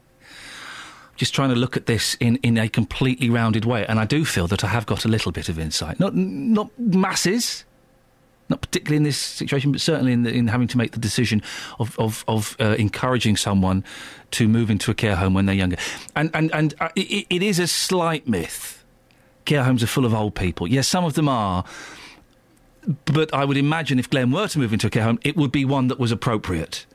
And hopefully, can't guarantee it, but hopefully there would be younger people in, 40s, 50s, 60s. I'm not saying that's what I think. I'm not saying it's the best way. I'm trying to look at this from all possible angles. And there's no obvious or easy answer, is there? Really? 08459 455 555 is the telephone number. You've got to make the decision, OK? You're the person who has to make the decision. What decision do you make? Do you keep Glenn in his home, knowing, let's speak frankly, it's not going to be for long, but it's going to cost you more money? Or do you move him into a care home that's going to save you money? Your decision. What decision do you make? 08459 455 555. Glenn's in Heath and Reach. Morning, Glenn.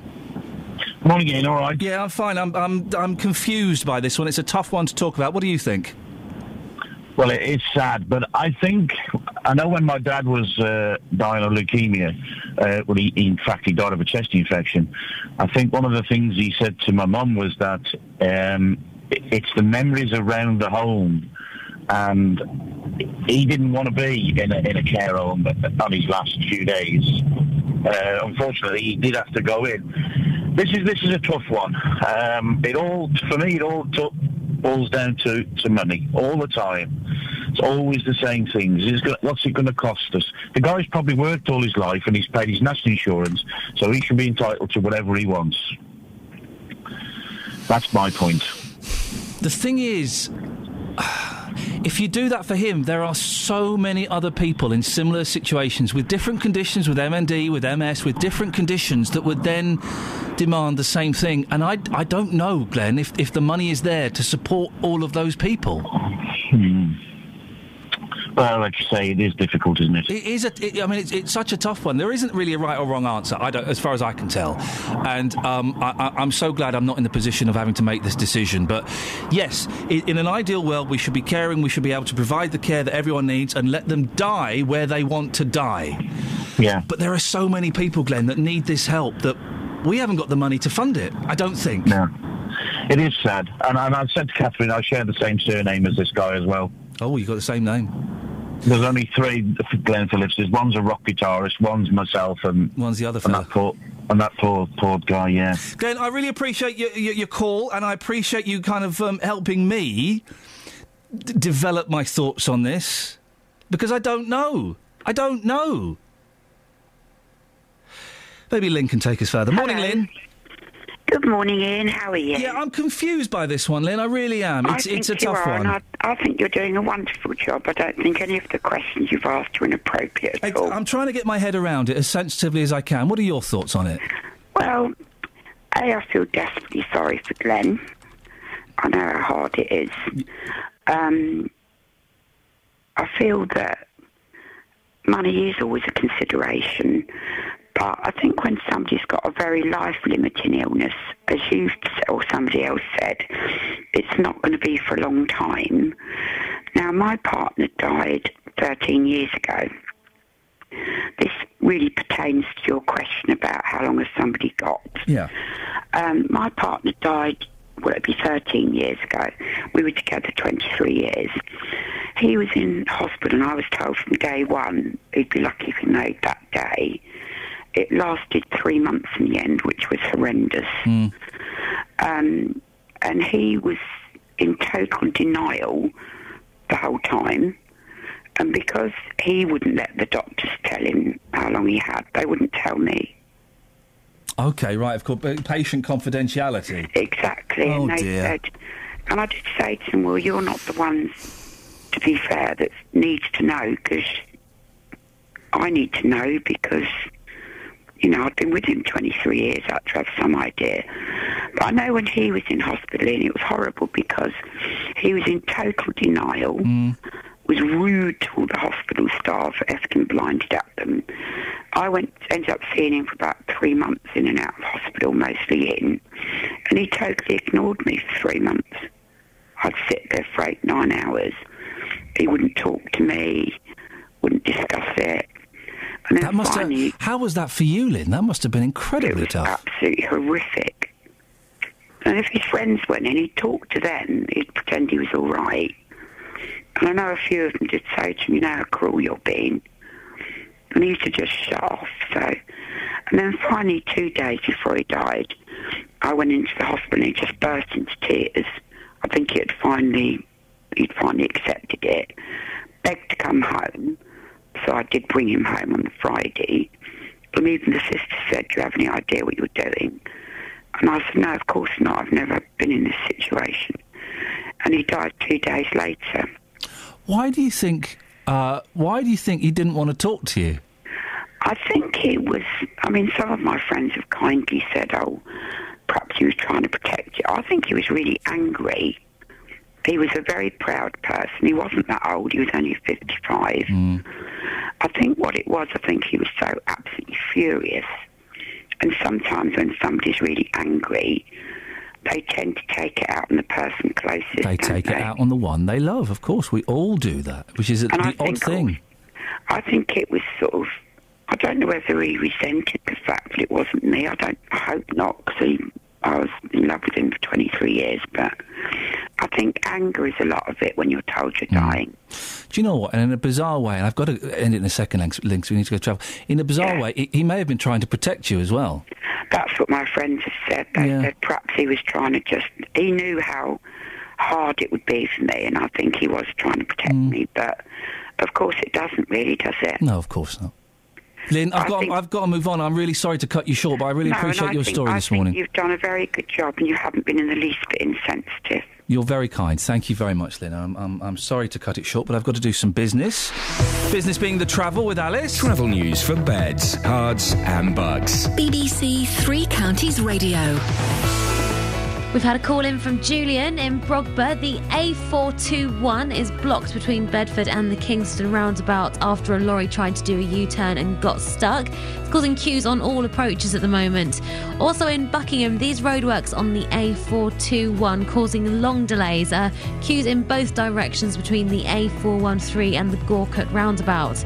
The A40 London bound is closed from the northern roundabout with severe delays from the Denham roundabout. And the M25 anti-clockwise queuing between junction 21 for the M1 and 16 for the M40. Public transport has no reported problems. I'm Alice Glossop, BBC Three Counties Radio.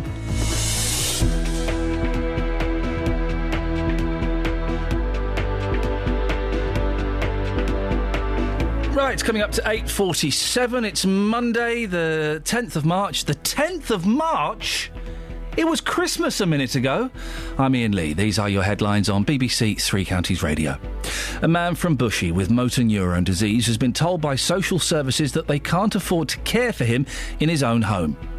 Hertfordshire County Council says it is dealing with the problems of pupils from Wheathampstead not getting into their preferred secondary schools. And Britain has won its first ever Winter Paralympic gold medal. Right, it's 8:47. Let's get the weather with Kate. Beds, Herts and Bucks weather. BBC Three Counties Radio. Good morning. There's some bright and sunny spells around at the moment, but I'm afraid the cloud is moving in from the north as we speak. It should stay dry, though, and it's going to feel a lot colder than it did yesterday. A northeasterly breeze has developed with a cloud as well. The temperature's only going to get up to around 9, maybe 10 Celsius, whereas yesterday parts of Bedford got up to 18.4 and also parts of Woburn as well. So it was a warmer day yesterday, but it is feeling colder. Let's not live in the past. Overnight tonight, we're going to hang on to the cloud and also a bit of a breeze as well. The minimum temperature therefore not dropping down as far as it could, maybe down to 3 or 4 Celsius. Tomorrow some cloud around first thing, but eventually it should start to thin, so some brightness, then hopefully it should start to break up as well, so we should see some sunny spells as we head through tomorrow afternoon. Maximum temperature for Tuesday 12 Celsius, that's 54 degrees in Fahrenheit. Every weekday from 3. Why would anyone buy a mattress off the back of a van? Roberto Perrone. How do you keep a straight face? That is so funny. A professor from the University of Bedfordshire has followed in the footsteps of Indiana Jones. Weekdays from 3. It's the family and lifestyle debate. Got an hour discussing business and finance. It's our politics panel discussing how politics affects us. Later in the show, it's all about the entertainment world. Roberto Perrone. Weekdays from 3 on BBC Three Counties Radio. 08459 455 555 is the telephone number should you wish to give us a call. Let's go to Rosie in Redbourne. Morning, Rosie. Morning, Ian. Rosie, what would you like to say? Well, I've got a few points regarding care home versus home care. The argument of it being safer to be in a care home, I don't agree with. Tell me why. Because my mum was in a care home and was in her room and fell and broke her hip and was found for 2 hours. Oh dear, oh dear. And my dad has had 6 falls in 2 years in a care home, and he didn't have any at home while he's having care at home. But then his Alzheimer's got so bad that he had to go into a home. Yeah. Mum's still at home at the moment, and we're facing the same situation of money dwindling and council refusing to cover and you can have this personal budget. That lady was talking about the personal budget. I tried to apply for that, and I got a long, long way down the line, did an awful lot of work, and then found that the council just keep giving you more and more hoops to jump through regarding your carers, and you have to provide all sorts of personal information about them, which I couldn't. But my mum doesn't want different carers. Also, it's quite true what that lady said. The council will only recommend agency carers, and agency carers cost twice as much at least. But they don't get paid twice as much. They only get paid the same minimum wage, but they don't. But the other half goes to the agency. So that's kind of where we are at the moment with that. And the other thing was saying that it's not all old people in care homes. I think, well, all the ones that I've been in, I've had a grandma, 2 grandmas, my dad and my mum, all in different care homes, and each one has only really been old people. And the young people tend to be separated off, and they tend to have mental illness, quite severe mental illness. Someone like Phil, it is Phil, isn't it? Yes. Yeah, he's going to Glenn want... Phillips, yes. Oh, sorry, Glenn that's all right. Phillips, No, right. He's going to want, intelligent conversation and stimulation and sort of... I can't see where he's going to get at in the... No, I know what you mean. It's interesting. We've had completely different experiences, you and I, Rosie, and I'm sorry to hear about the accidents that your parents have endured. The care home that my mum is in, and a couple that we looked at, they weren't all old people. I was surprised because that was my main fear, and they weren't all old people at all. There were lots of people in their 40s and their 50s and their 60s, and I'm trying to think. It would be pretty impossible for my mum to have a fall where she is. That's primarily because she's in a wheelchair a lot of the time, but she used to fall out of her wheelchair.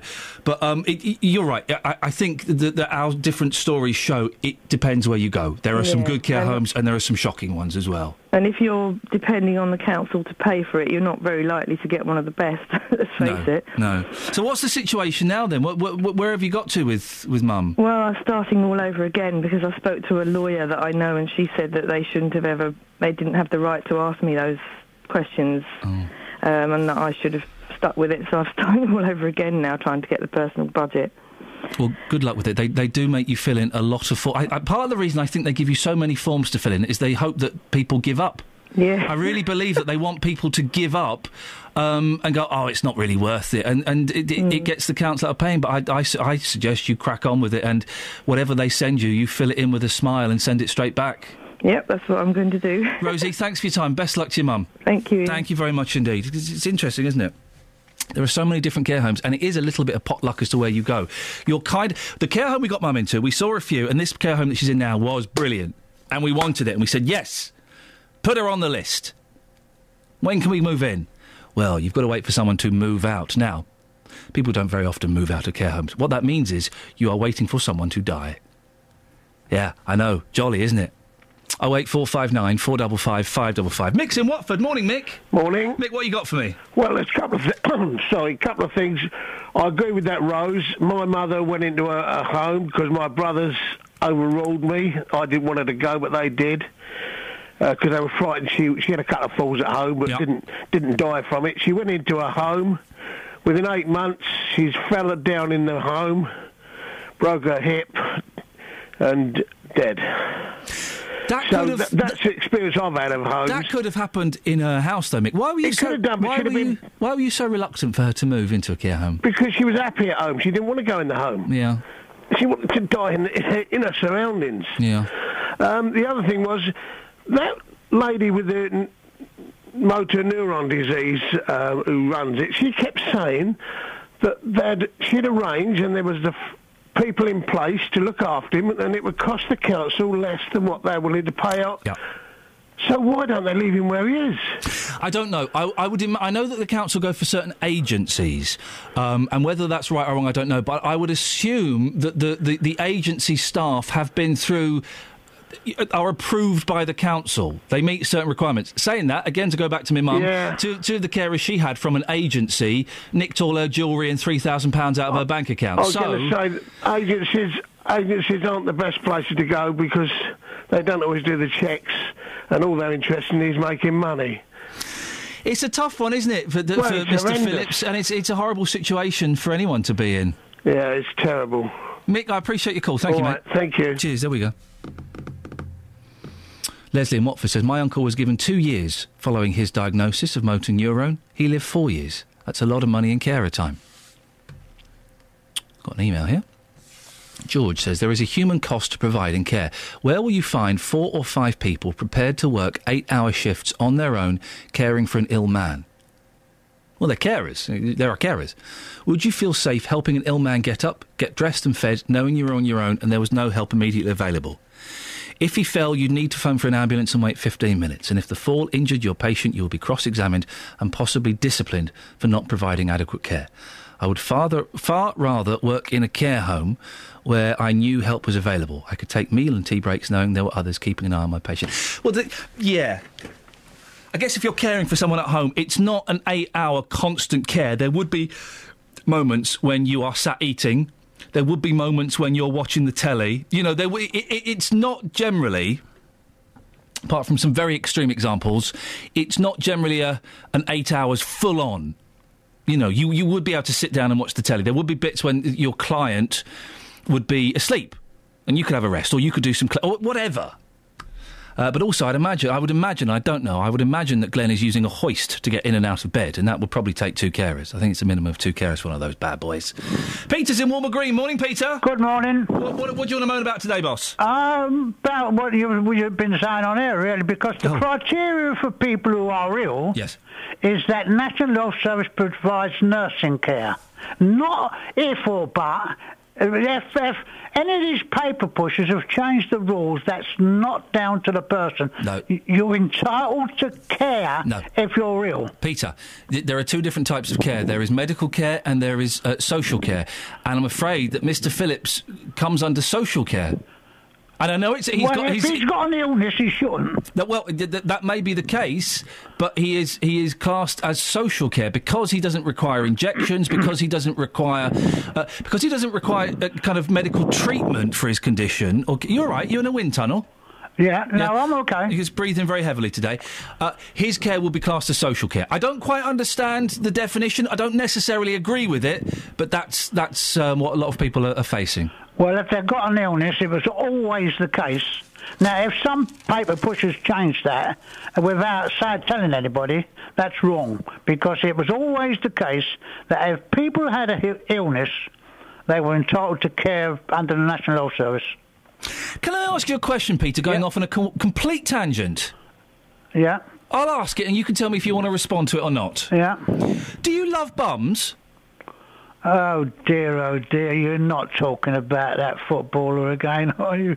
No, what footballer? No, I'm talking Desmond Morris, the man who wrote The Naked Ape, has written a really interesting article in The Sun about why we love bums. He says it's raining butts. Listen, you know and I know that when girls walk by, we waste about 18 months of our life watching them as they walk by. So, men. So you do like bums? Men have always turned around and watched a shapely girl go by, haven't they? Peter, that's 18 months of our life gone, doing that. 18 months a week, yes, Peter. Thank you very much indeed. What footballer is he talking? I've got no idea what footballer he's talking about. Probably best not to dwell, just in case it's a court case or something. Right, that's it. That's your lot. Thank you very much to Peter for being a good sport. Thank you to everyone for your phone calls. Let's get the travel news now, shall we, with Alice Glossop. Travel news for beds, cards and bugs. BBC Three Counties Radio. The A40 London bound is closed from the northern roundabout with severe delays from the Denham roundabout. In Olney, we've got reports the A509 is partially blocked after an accident near to Yardley Road. And also in Brogba, the A421 is blocked between Bedford and the Kingston roundabout after a lorry tried to do a U-turn and got stuck. Queues on both approaches there, and thanks to Julian for calling in. On the speed sensors in Cheshunt, the A10 southbound very slow between Turnfold and Waltham Green. Public transport has no reported problems. I'm Alice Glossop, BBC Three Counties Radio. Alice, thank you very much. Excellent stuff as always. Feel drained after that show. A lot of emotion and a lot of nonsense. Thank you everyone who took part. Don't forget there's a new podcast up. If you go to iTunes and type in Iain Lee, it pops up. JVS is up next until 6 tomorrow from me. Ta-ta. Local and vocal across beds, hearts and bucks. This is BBC Three Counties Radio. Thank you, Iain. Good morning. Welcome to the JVS show. I'm Jonathan Vernon Smith. Start of a new week. It's 9 o'clock and on the big phone in. Are parents always to blame if a child truants from school? Parents whose children play truant from school could have their child benefit cut, according to a plan